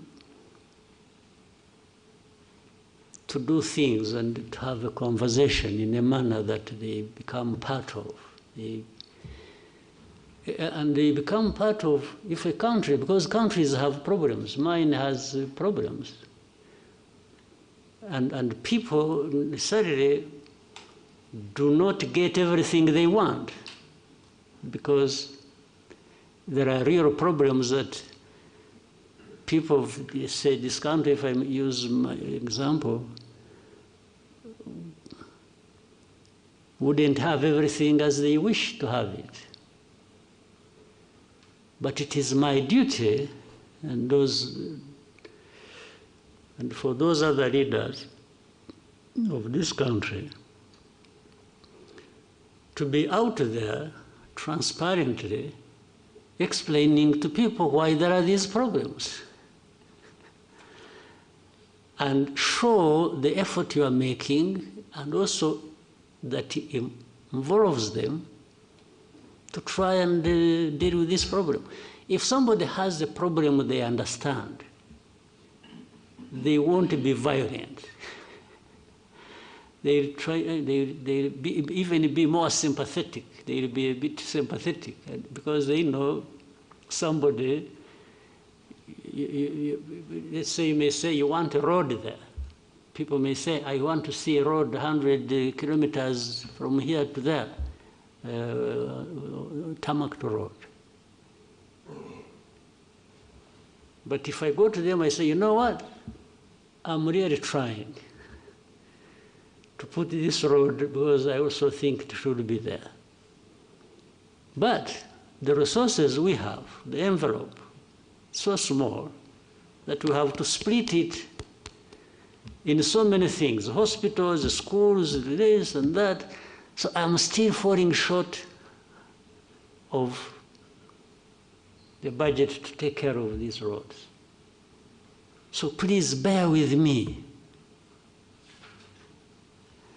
And then I will also tell them, you see, in our tax revenues,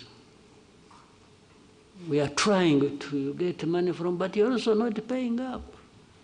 You are dodging taxes, you are doing this. So please, if you have, I'll make sure that your money, yeah, we'll find a way to making this road. Or, you see, they were used to having these powerful people, the donors, giving money, and I'll tell them, you know what, they no longer give the money. You were used, you were spoiled that these people would provide money, but they are no longer showing up. Maybe they all have their own roads to build too, and the money is falling short. So, and say, but bear with me, but let's be together. So if you are transparent, and they understand, they don't have that thing because it's not your problem. It's not somebody who got the money and took it in corruption or something. Why would anybody get angry with me if I have explained like that? But if they suspect, no, but you're not sure, you're not taking your this money for yourself, they will not be sympathetic. They may even tear me eyes and laugh and clap and like they have listened to me, but in their hearts, they are keeping a grudge with me. Yes. So one day they will show up on the street.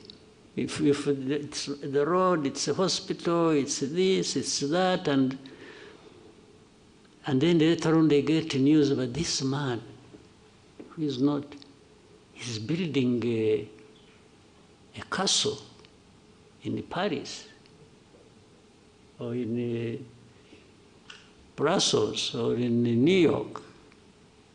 They will come for your throat. Yes, they will, it becomes only a matter of time. They will come for, they'll come at you and you'll face it. So, but for the coups, for me, I summarize what I've said before. In a way, maybe, there are good coups and bad coups. There might be a coup by somebody who got high-handed and high anyway, just not handed, but high, and became reckless and thought because he has a gun he will go and take power. That's a bad coup. But if somebody, a group of people say, no, enough is enough. These guys have been telling us lies. They've been doing this. They're enriching themselves. They are cheating us. We can't have it anymore. It's stinking. And they go for whatever form they do it.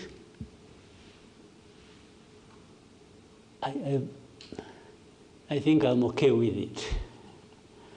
I know it'll be misunderstood, but I'm happy to taking the risk. I'm okay with that.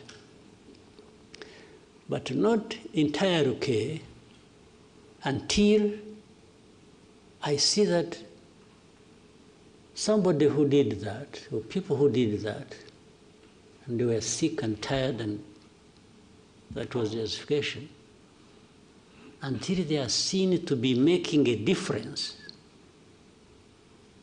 then I'll be, I feel settled in my mind. But if you come and do the very things you overthrew people for, then why did you carry out the coup?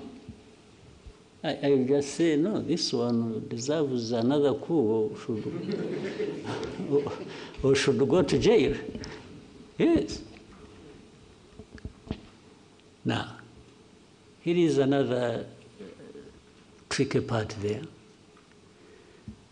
You see, there are these coups, people really have a knee-jerk reaction about coups. It's a coup, everybody, that one should face the barrel of the gun. Let's now, before the coups, talk about that situation. If you have a constitutional government led by civilians,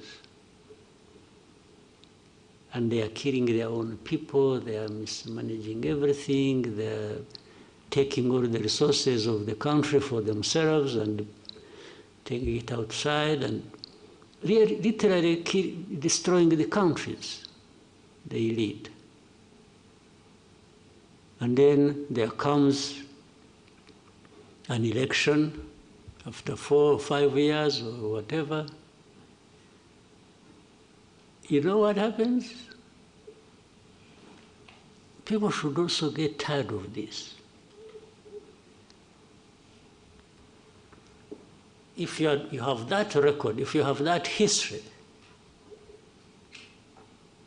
should it be automatic that you should continue just because you are a civilian and even when you cheat elections? Do you get it? Because it has almost become automatic that if you are there, you are sure of winning the next election. Okay? Even when you are doing all these terrible things to your own people. So, is it justified to say, yes, this one, even to say at least what? At least he's a civilian, or at least he kills a few people, or fewer people, or what? Do you really, can that be a justification? Now, when I'm saying that, there should therefore be a mechanism, maybe at the African Union level, to also hold people, the civilians, who are messing up their countries and who are cheating elections every other day, and they keep going just because they are civilians and just because they are. But the Constitution does not provide for you to cheat the elections, does it? Again, there is a funny example in our neighborhood. This Congo we are struggling with, we are talking about. This man who raises the whole world and causes all kinds of troubles. When was he elected? No, you seriously, you here, tell me when. First time? The second time? No, you are silent, but you should be giving, you must be knowing something. But the first time, he was just handed over by his friend. Somebody should have had won. This is public knowledge. In this one, there was a smoke screen here about election. But elections did not happen. In fact, you are likely to have a third one. It's coming. There's another third time it's coming back under the same fraudulent thing. But when you see these people who talk about democracy, about everything, and it's like they're the first to send messages, thank you very much, congratulations, and even when they are privy to this information, they know it. Sometimes maybe they even encourage them to do it. They give them a call in the evening and say, you know, please, by the way, I have a company that is looking for cobalt. Are you aware of that? You know, company X that is, can you give them, what do they call it? Concessions. Can you give them? He says, yeah, of course I do, okay. That is a deal. A deal for cobalt, a deal for winning elections, even if nothing happens.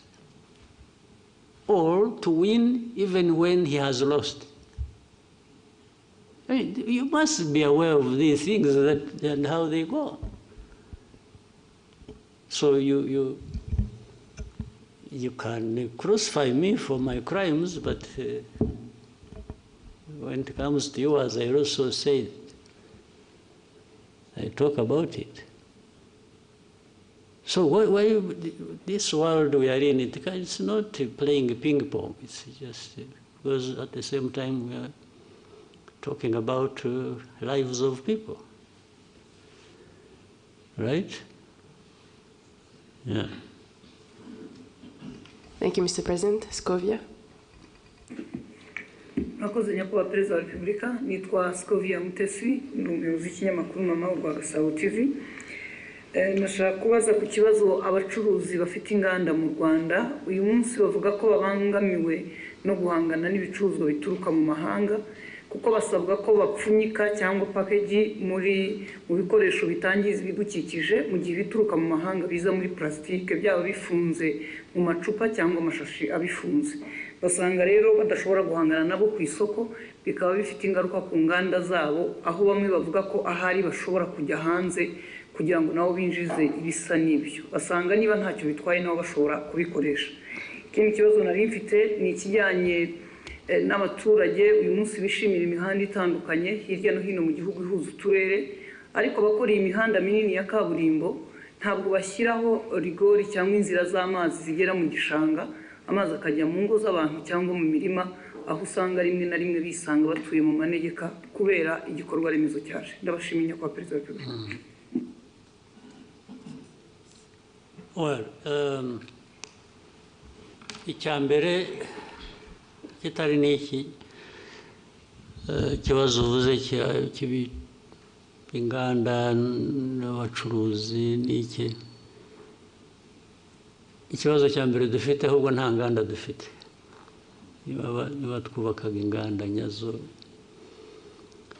byadufasha ibintu ntibigomba tukagabanya ibiva hanze, bimwe bikaba biri hano cyangwa twe tubyohereza hanze. Aho niho nahera twashaka uburyo byakorwa, kuko hari ibintu byinshi bishobora gukorwa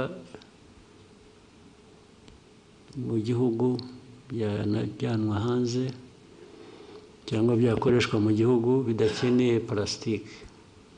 Niba naho twaharebaga cyane tukagabanya, ariko kuri ibyo bindi ubwo busumbane buzanwa mu bacuruzi n'ayo mategeko ya plastique, ngira ngo bigomba kuba ikibazo cya mbere bikorwa nabi cyangwa bikurikiranwa nabi. Icyo kibazo kimaze igihe, ndibuka ko kigeze kuganirwa, abantu bagifatira ingamba z'ukuntu, ntabwo ubwo bitumye nibaza aho byahereye, kuko ikibazo cyaraganiriwe cyagomba gufatirwa ibyemezo, ariko ejo nzabisuzuma numve neza uko bimeze. Ejo dufite cabinet meeting, rwose ndumva nzakibaza abantu birimo bakansobanurira. Hari uburyo bugomba kuba buriho ibintu byakorwa cyangwa bikaringanizwa bitakutaje cyane abakorera mu gihugu kurusha abakorera hanze bazana ibintu. Hagomba kuba hari uburyo.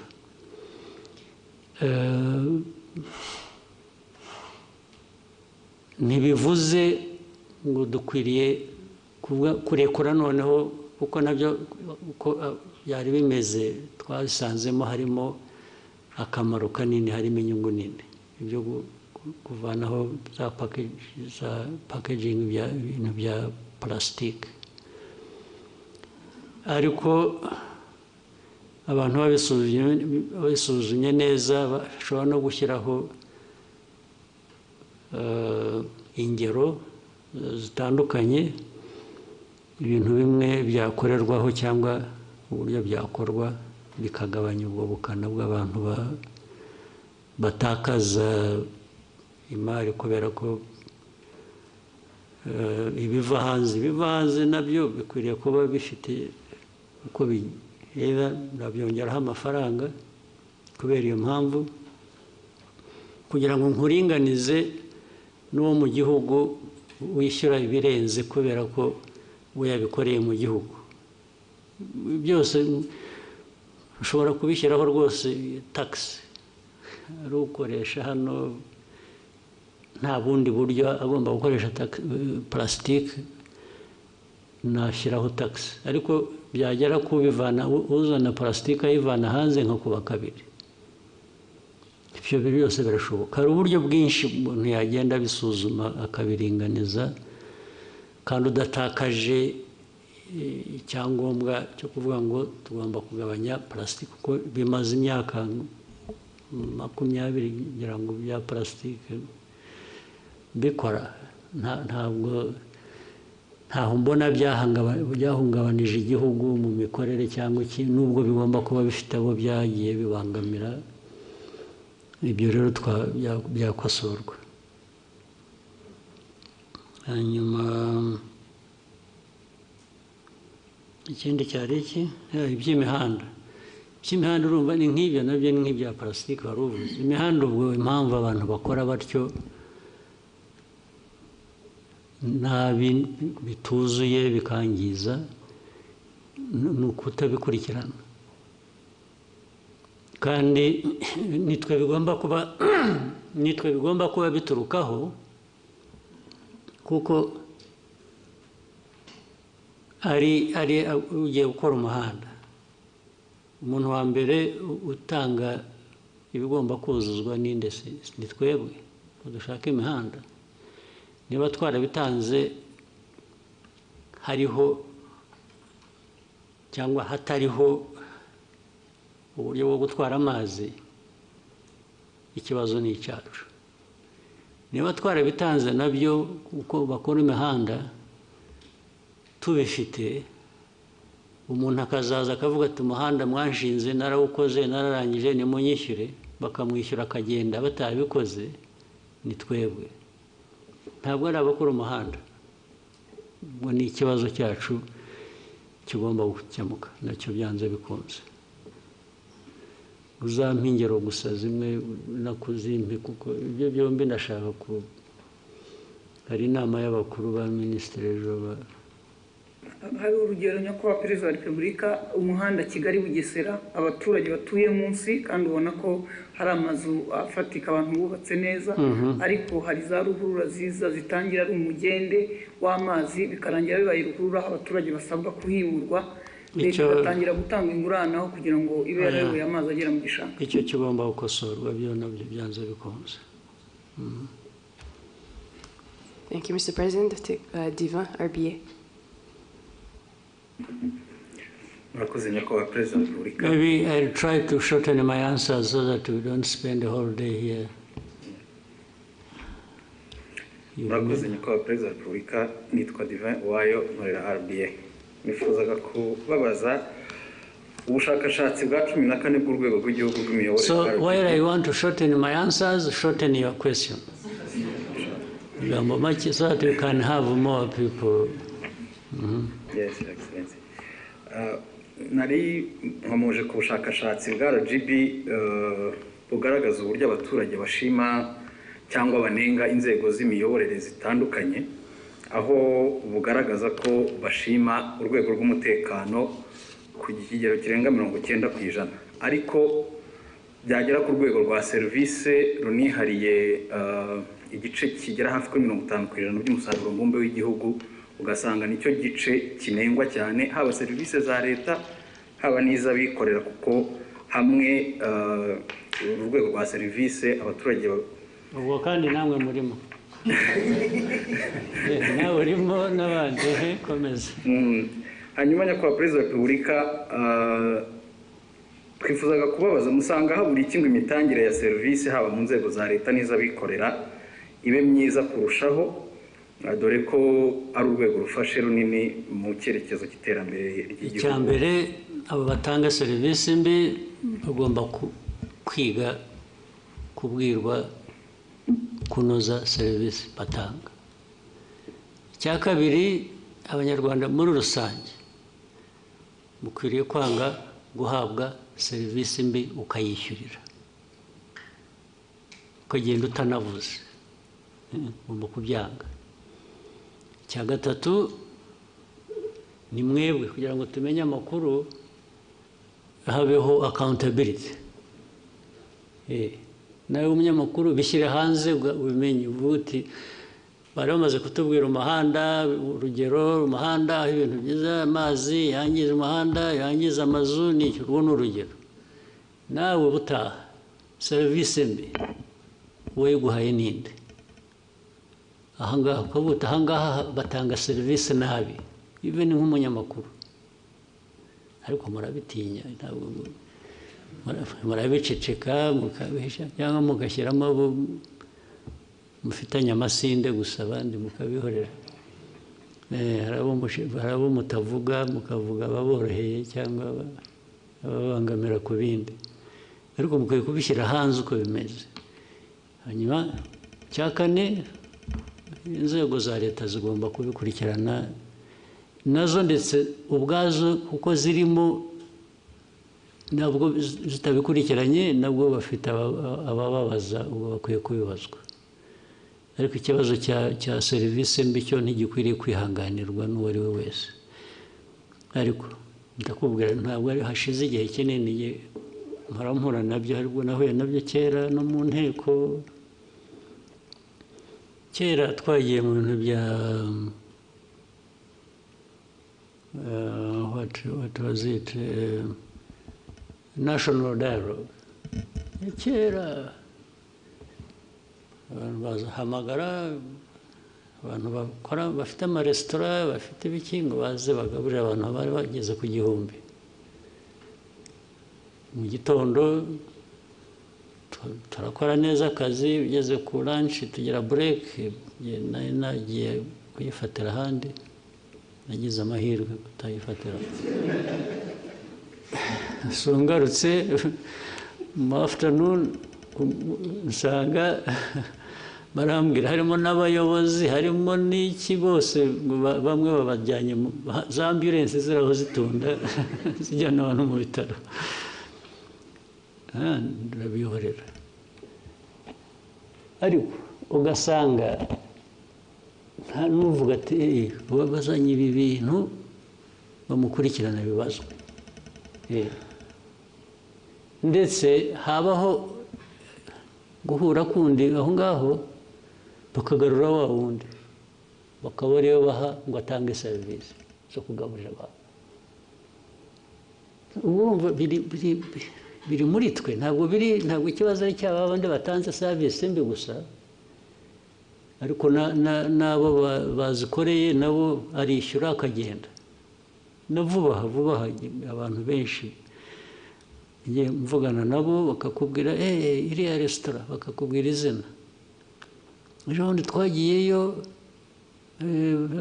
twese uko twari 7, none 4 twese twararwaye, na 2 bari aho bari ku standby bategereje kurwara.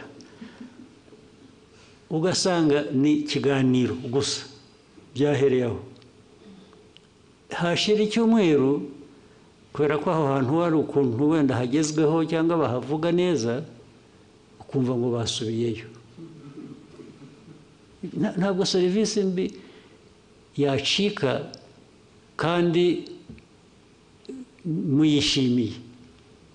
Bize wowe wahora usubira ahantu baguha serivisi mbi ukishyura, ubwo butishimye se.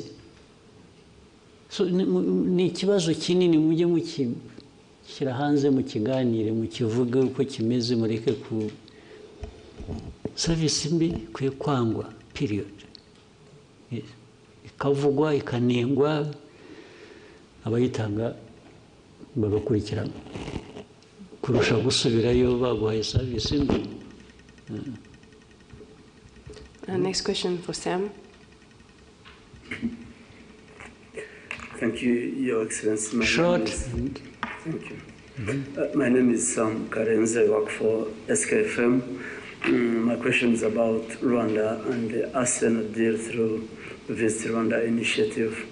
They recently, Arsenal. Oh, we won last night. Did you see it? I'm also an Arsenal guy. Ah, good. So, what is the problem?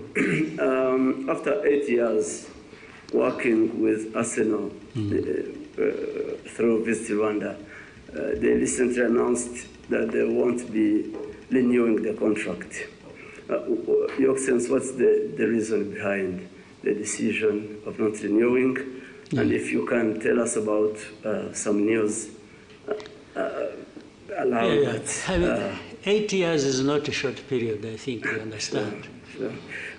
I mean the news around that the decision is this one, I got your point. A result of pressure from European countries but we still have.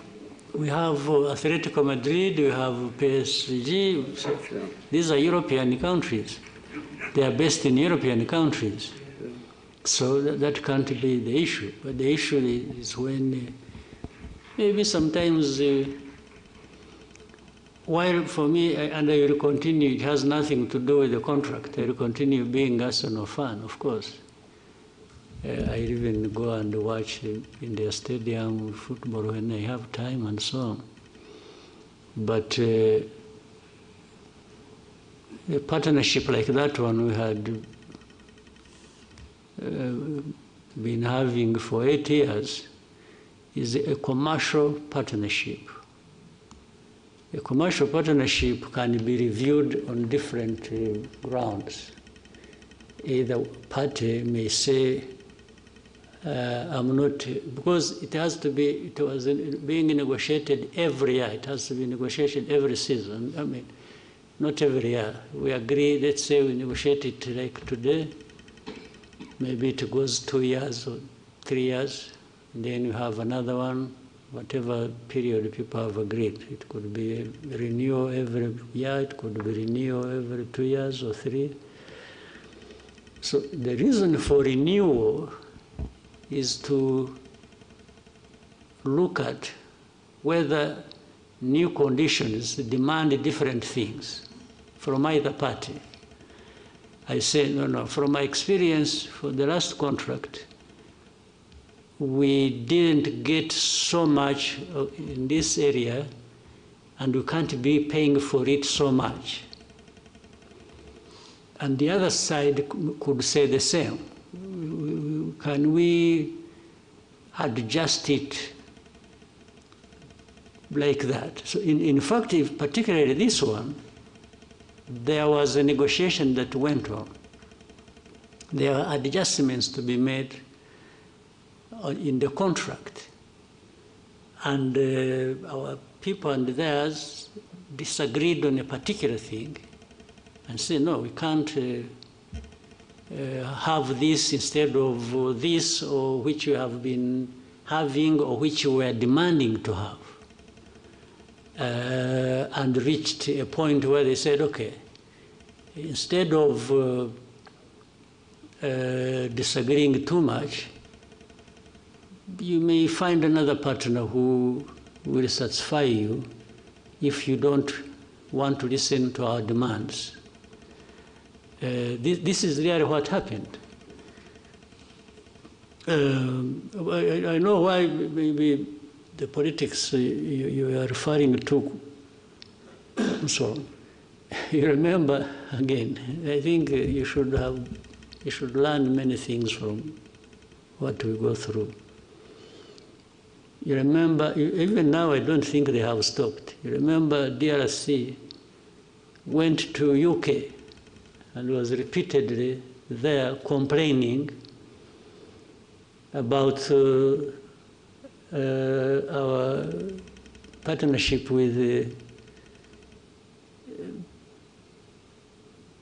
Arsenal, and saying, no, you can't do that with a country that is, kinds of things, telling them stories like that. They went there from the beginning of this conflict. They repeatedly made it an issue. Actually, they also went to PSG. It's not just... so it didn't work. People explained, and we continued the partnership. And it was during that time that we even had more partners. You remember Atletico Madrid came later.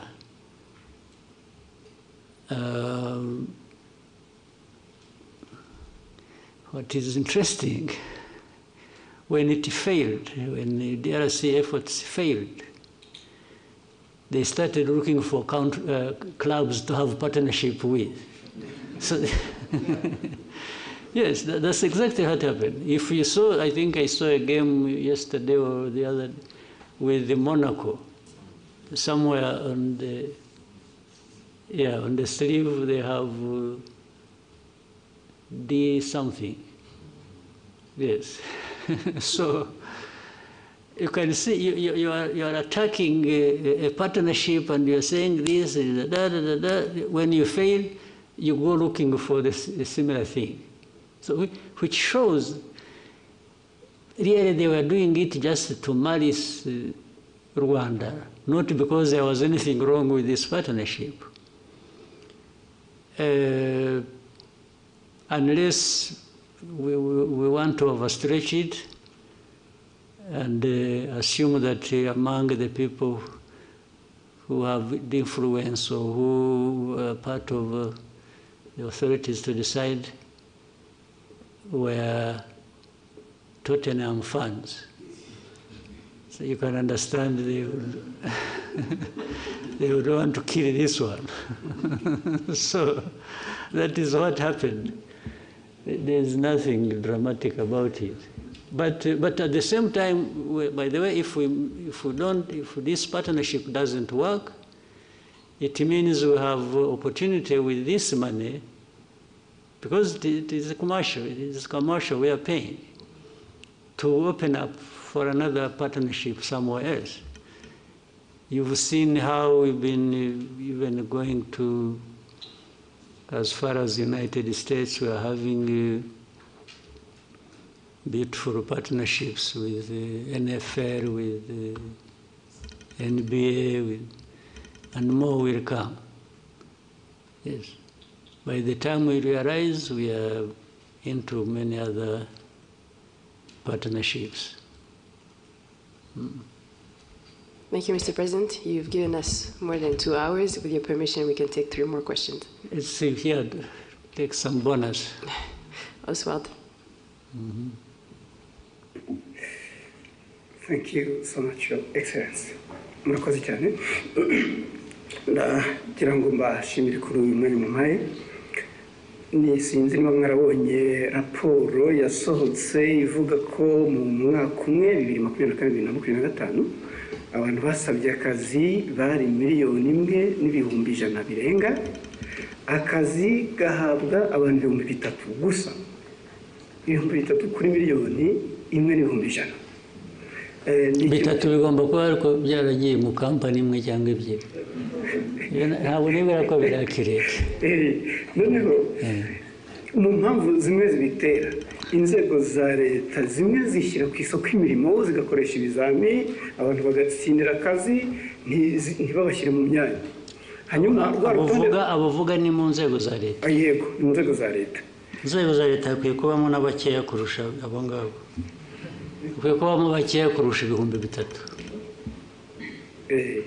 Leta bose barajyamo bashaka iki? 1,000,000 urayishyira muri leta igihe ikora iki? Nyakubahwa Perezida wa Repubulika, ikibazo ntabwo ari uwo mubare w'abakora muri leta, ahubwo abo bavunika bakora ibizamini. Ntabwo bose babikoze nabiyandikisha basaba akazi. Ababikoze ntekereza ko bagera muri 500. No kugira ngo baringanize. Ariko harimo imvune, hari abakoresha ibizamini wenda nko mu karere kamwe ka Nyagatare, ugasanga ikizamini kiri kubera i Musanze. Hari n'umudepite ejo bundi wavuze ati kugira ngo duce intege abo basaba akazi bakina, hajyeho amafaranga ku bashaka akazi. Ibyo byo ni mismanagement, ni imikorere itariyo. Ibyo nyine babishyira ku murongo, ibyo bishobora gukosorwa, ntabwo ari ikibazo kinini cyane. Hanyuma ikindi nyakubahwa Perezida wa Repubulika, ibirebana n'insengero. Abanyirinsengero basabwe kugira ibyo bavugurura. barabivugurura bashyiramo amafaranga nabyo bigiye gusaza zitarataha. Iyo bibagewe nta nsengero nafungura n'imwe. N'ibyo dukora tubikora nyine byose kugira ngo abantu nayo insengero muri development muri ibi byose twavugaga intambara ziri ku isi na survival y'igihugu, insengero zifitemo uruhare iki? Nazo ziratanga akazi se? They are just cheating. Abenshi they are just cheating. Ariko mubahehe mwebwe? Ngewe ibyo mbona ko ari abantu huzuyemo ububandi gusa, kurwana n'ababandi bari mu churches nabyo nta mpuhwe mbifitiye na busa rwose. Ariko mwebwe abakoroni barabarindagije, namwe murarindagira. Ubu ibintu twirwe tuganira ibintu bya church, ibisengero wagiye mujye guhinga mworore mujye gusenga nushaka usengere kuri telefone. Yes. Ibyo churches aho byaturutse ntuhazi, churches ziri ahantu hose ziri ahubwo ndetse buriya nuko dushaka gushyira ibintu mu kuri, ntitudashaka guhutaza abantu, tugira kwigisha naho hafunzwe nke. Ikibazo kirimo ni ko Perezida wa Repubulika kubera hari uturere tumwe zifunguye, abaturage baturuka mu turere aho zifunze bajya gutera umubyigano. Naho tuzazifunge ahubwo. Yes, aho ziri ubwo tuzazifunga bajye basengera mu rugo rwose. Iri senga abanyafurika mwara niba munyina ikindi kibazo kimwe kirebana n'inyambo. Ejo bundi mwagabiye Emir wa Katari inyambo. Albert Rudatsimbura twaza tuganira avuga ati birakwiye ko inyambo zishyirwa mu murage w'igihugu ku buryo buri official. Ibyo bintu mwese mubitekerezaho bizakorwa ryari? Muzabitekerezeho mwebwe. Muzabitekerezaho mubikore. Njye mfite inyambo ndazitunze ndishimye, uko muzazigenza migirire gute ibyo birabareba. Yes, njye nzatunga ngabe nishime nyambo ko ari amateka yacu se. Mwe mukora akazi ko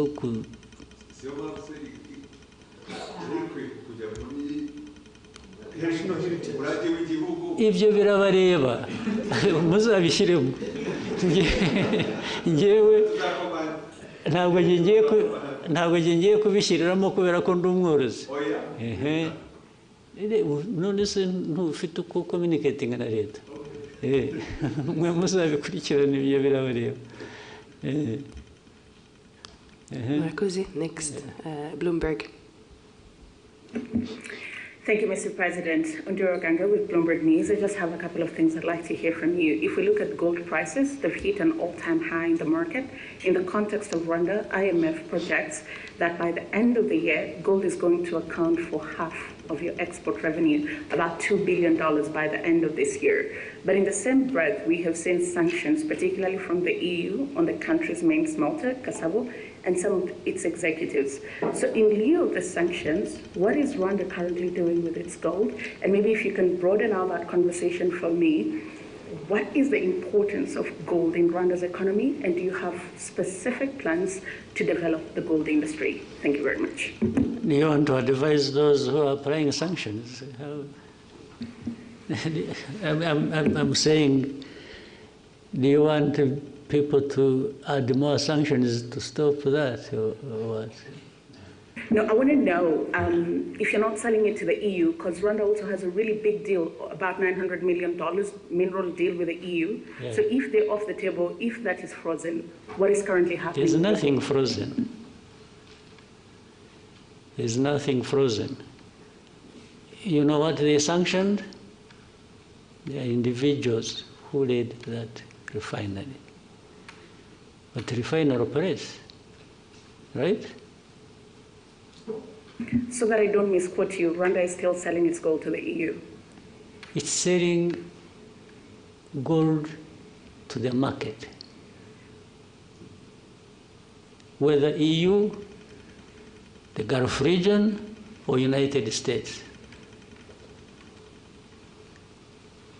I don't know whether I understand, I'm getting your question properly, but there is definitely gold.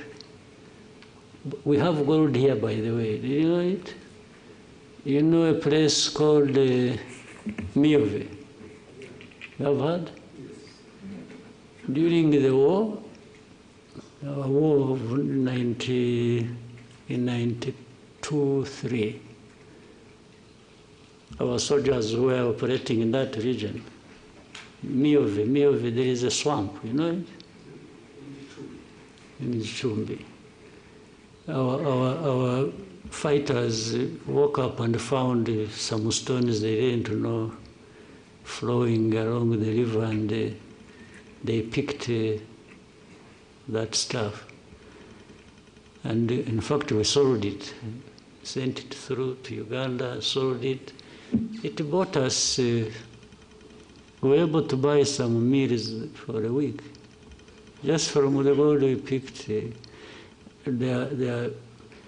The mining still goes on artisanal, and now they are doing deep exploration to see if there is gold in Nyamagabe area, near Nyungwe. A lot of gold comes from there, and so on and so forth. Then more gold comes from, and gold has been coming through here or sold here from Congo as it goes through Burundi or goes through Uganda. So there's nothing particular about gold and Rwanda that people should blah, blah, blah about. Even the refinery, but you know the sanctions, if you followed, the sanctions, they sanctions 2 individuals. What does that have to do with gold?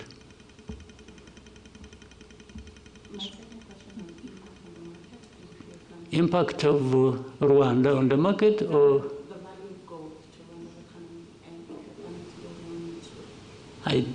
well, it must be there.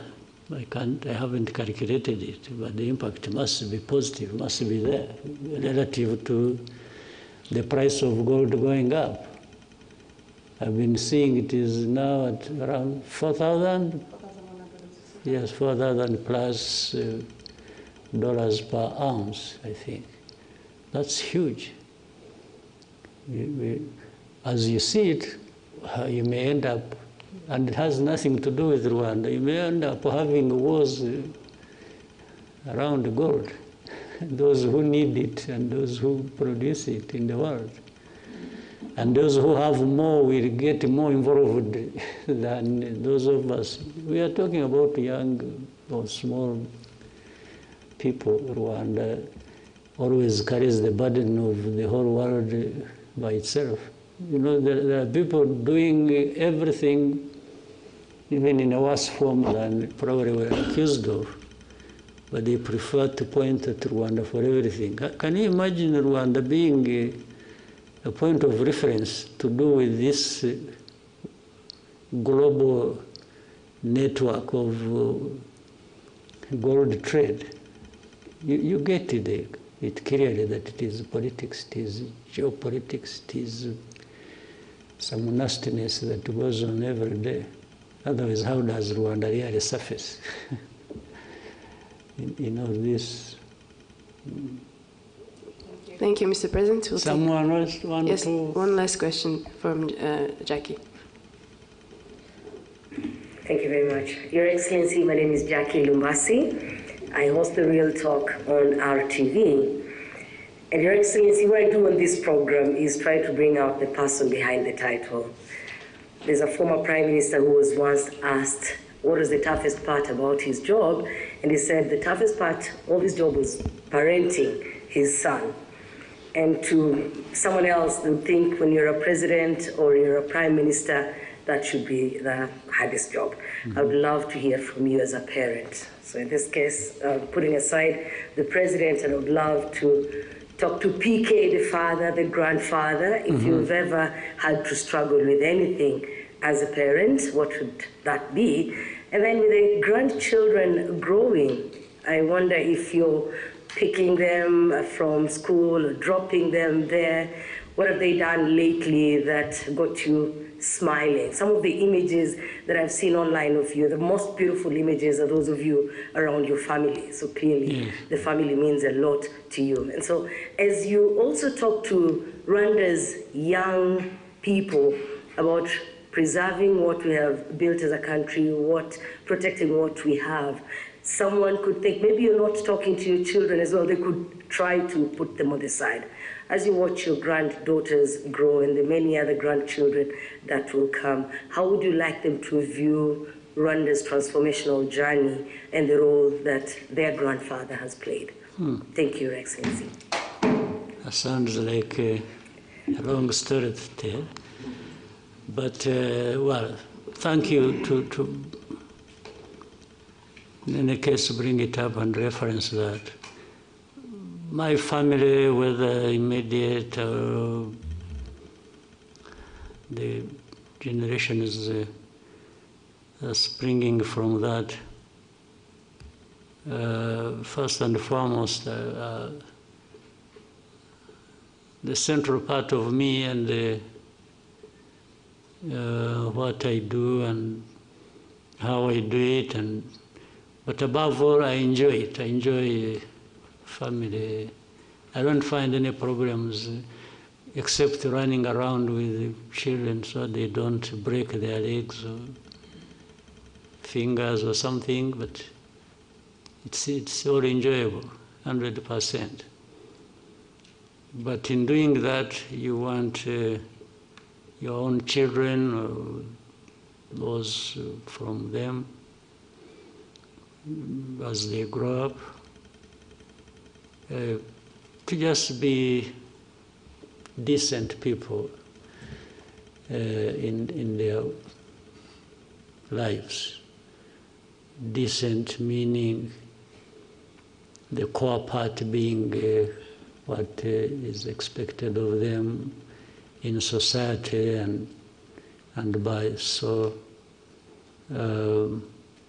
But also making their own mistakes and owning up and growing with the purpose that they can live and lead in the society where they grow up in. They must have some bearing, the bearing being the Rwanda, the family, so we would, and for those ones, other than the grandchildren, the children, we once in a while we have a discussion around that.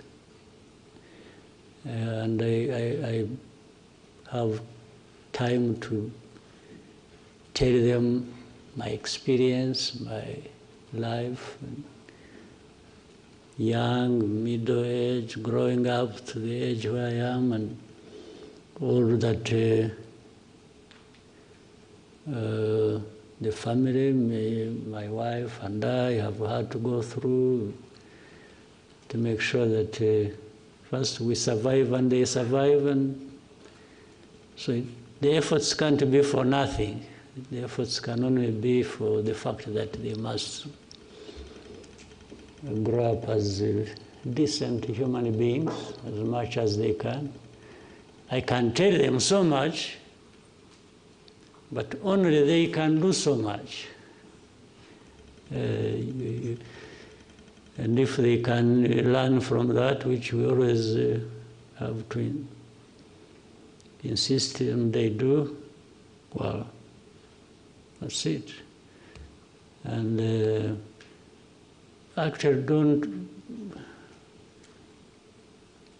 the issue of them growing up as president's son or daughter or grandchildren does not feature much.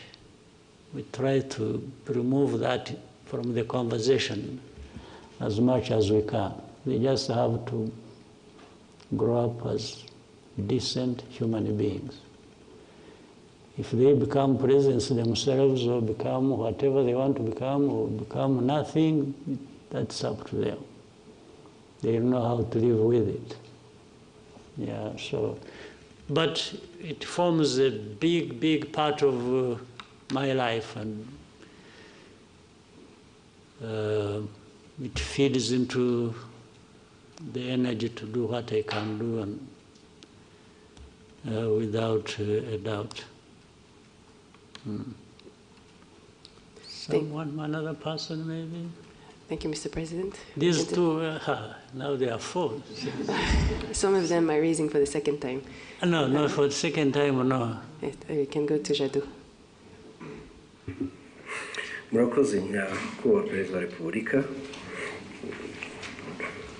Biraza abantu mwagarutseho nyakubahwa Perezida wa Repubulika muri iyi minsi, ahubwo nyuma ya COVID biragaragara ko intambara zishingiye ku kwigwizaho imitungo zongeye kuba nyinshi.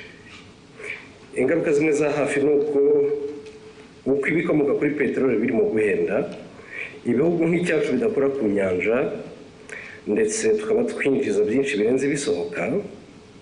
Cost of living nyakubahwa Perezida wa Repubulika irimo irazamuka. Nkaba mvuga nti ko bigaragara ko ibyinjira mu gihugu birimo bihagera bihenze, ibikomoka kuri peteroli bigahenda, mu kubigura umunyarwanda ku isoko ibiciro bikaba bitoroshye. Ingamba nzibacyuho za leta y'u Rwanda zo mu gihe gito cyangwa se ku buryo burambye zaba ari izihe nyakubahwa Perezida wa Repubulika? Usibye ibyo bibazo biriho kandi bimwe byumvikana tugomba guhora dushakira umuti, reka tubanze tunahere gusubiza amaso inyuma urebe aho tuvuye n'aho tugeze. N'ubukungu actually buhora bukura buri mwaka.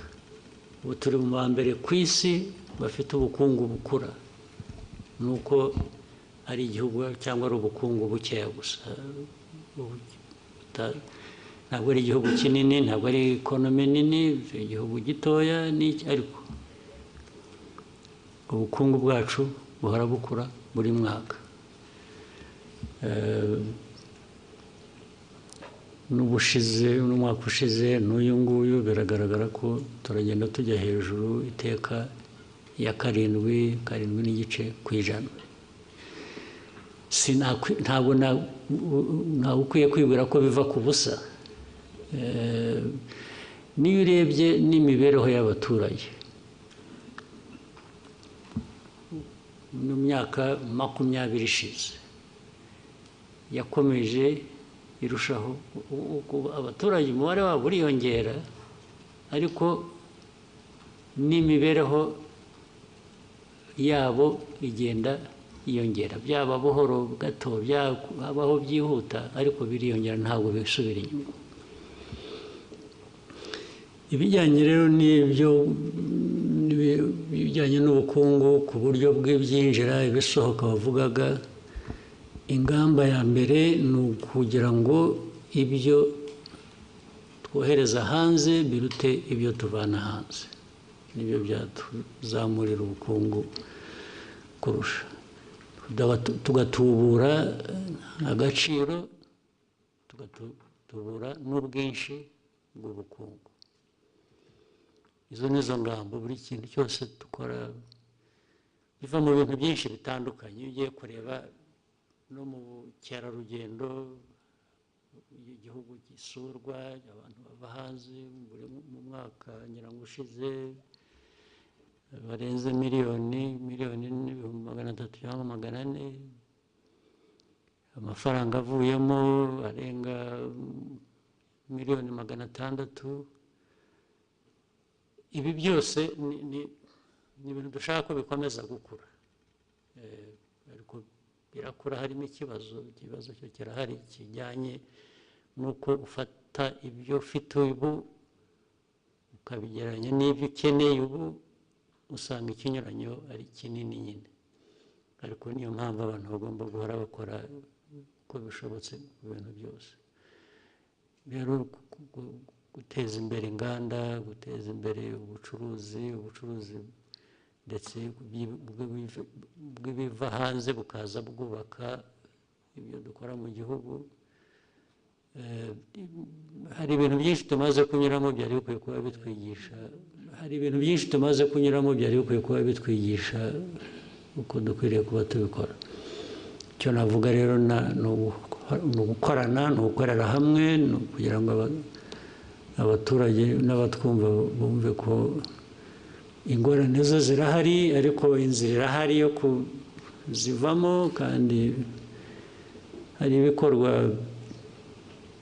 bigereranyije ndetse n'ahandi usanga turi mu ba mbere bagenda bagerageza gukora ibishoboka.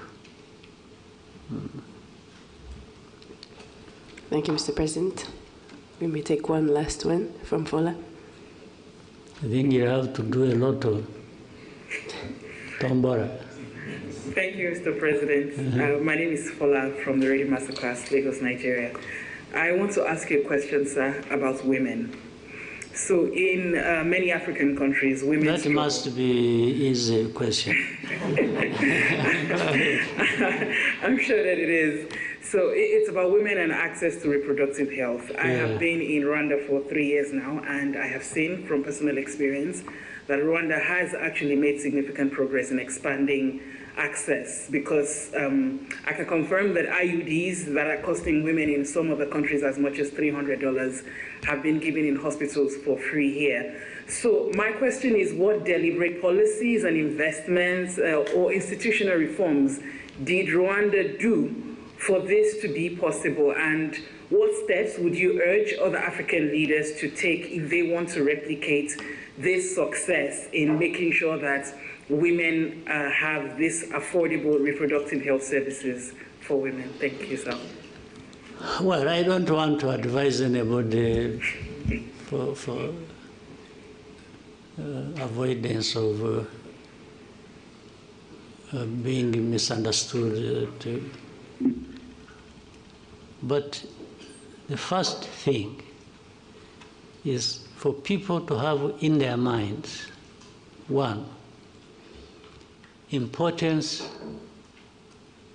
of women as a big part of their society, their population, and make sure that you look at the whole population and you look at the different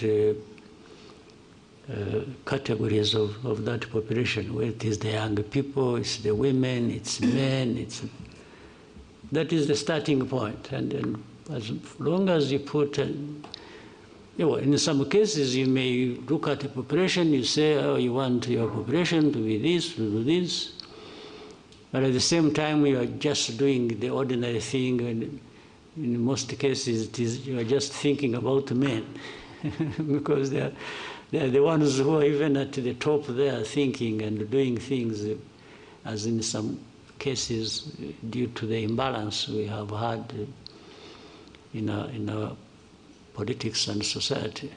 But if you think of women and their specific needs, but also build their involvement around that, you will get the rest right.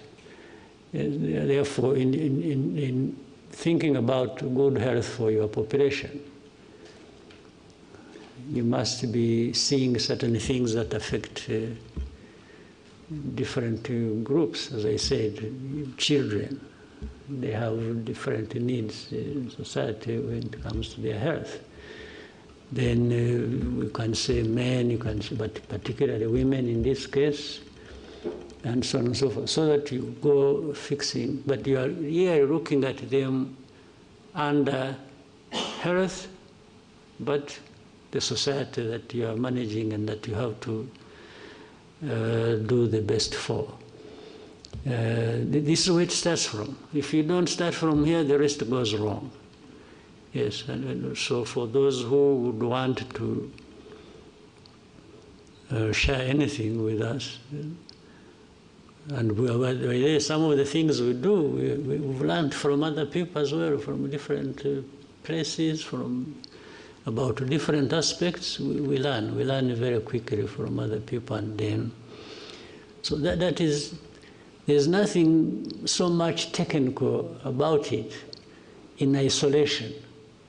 It is just thinking about health, thinking about your people, thinking about women, and as you think about the rest, the children and the rest, and then you go into these categories and say, what are the specific needs? So under that umbrella and the budget and so on, you break down and create resources for each aspect. That's all you do. But that's the starting point. The rest is to be practical. How do you become practical about doing it and just stop saying it or having information and knowledge about it? Thank you, Mr. President. Was there someone who really, how urgent is it? I think we can start with them at the next press conference, the ones that have not asked. Who is this? Okay, let's hear from...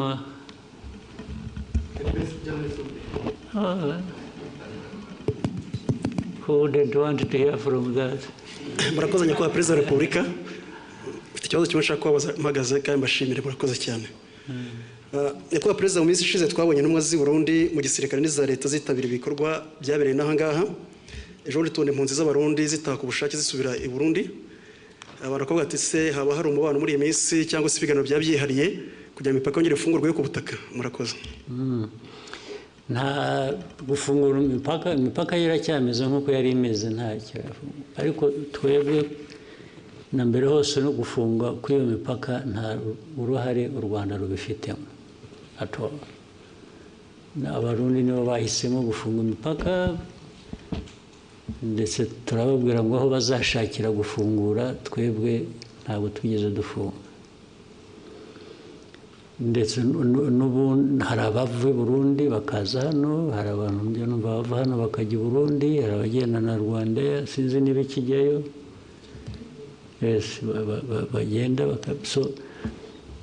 Ariko hagati aho muri uko gushakisha twabana dute birenze ibi, birushijeho kuba byaba byiza, abantu baravugana, twe nta na rimwe tugize dushaka guturana kugira abaturanyi tutameranye neza, ariko bijya biba biraba, n'ubu birahari, ariko muzakurikirane neza, ntabwo byigeze biduturukaho na rimwe. Niyo mpamvu ndetse kugenda no kugaruka rimwe na rimwe, twe nta abantu iyo bashakiye baraza, bashakiye baragenda. Nabo abaye impunzi, niba duha za UNHCR cyangwa abandi bakorana n'impunzi bakaza bakavugana nabo, niba hari abumva bamaze kurambirwa ubuhunzi bashaka gusubira iwabo, twe tubaha UNHCR ikabatwara. Ntabwo twagumisha hano ashaka gutaha, n'ubundi yaje hano atari uko tubazanye, ahubwo ni uko bahuye n'ibibazo iwabo bagashaka kugira ngo baze babe hano. Nta kintu gishya rero kindi. All right. Thank you, Mr. President. Thank you very much.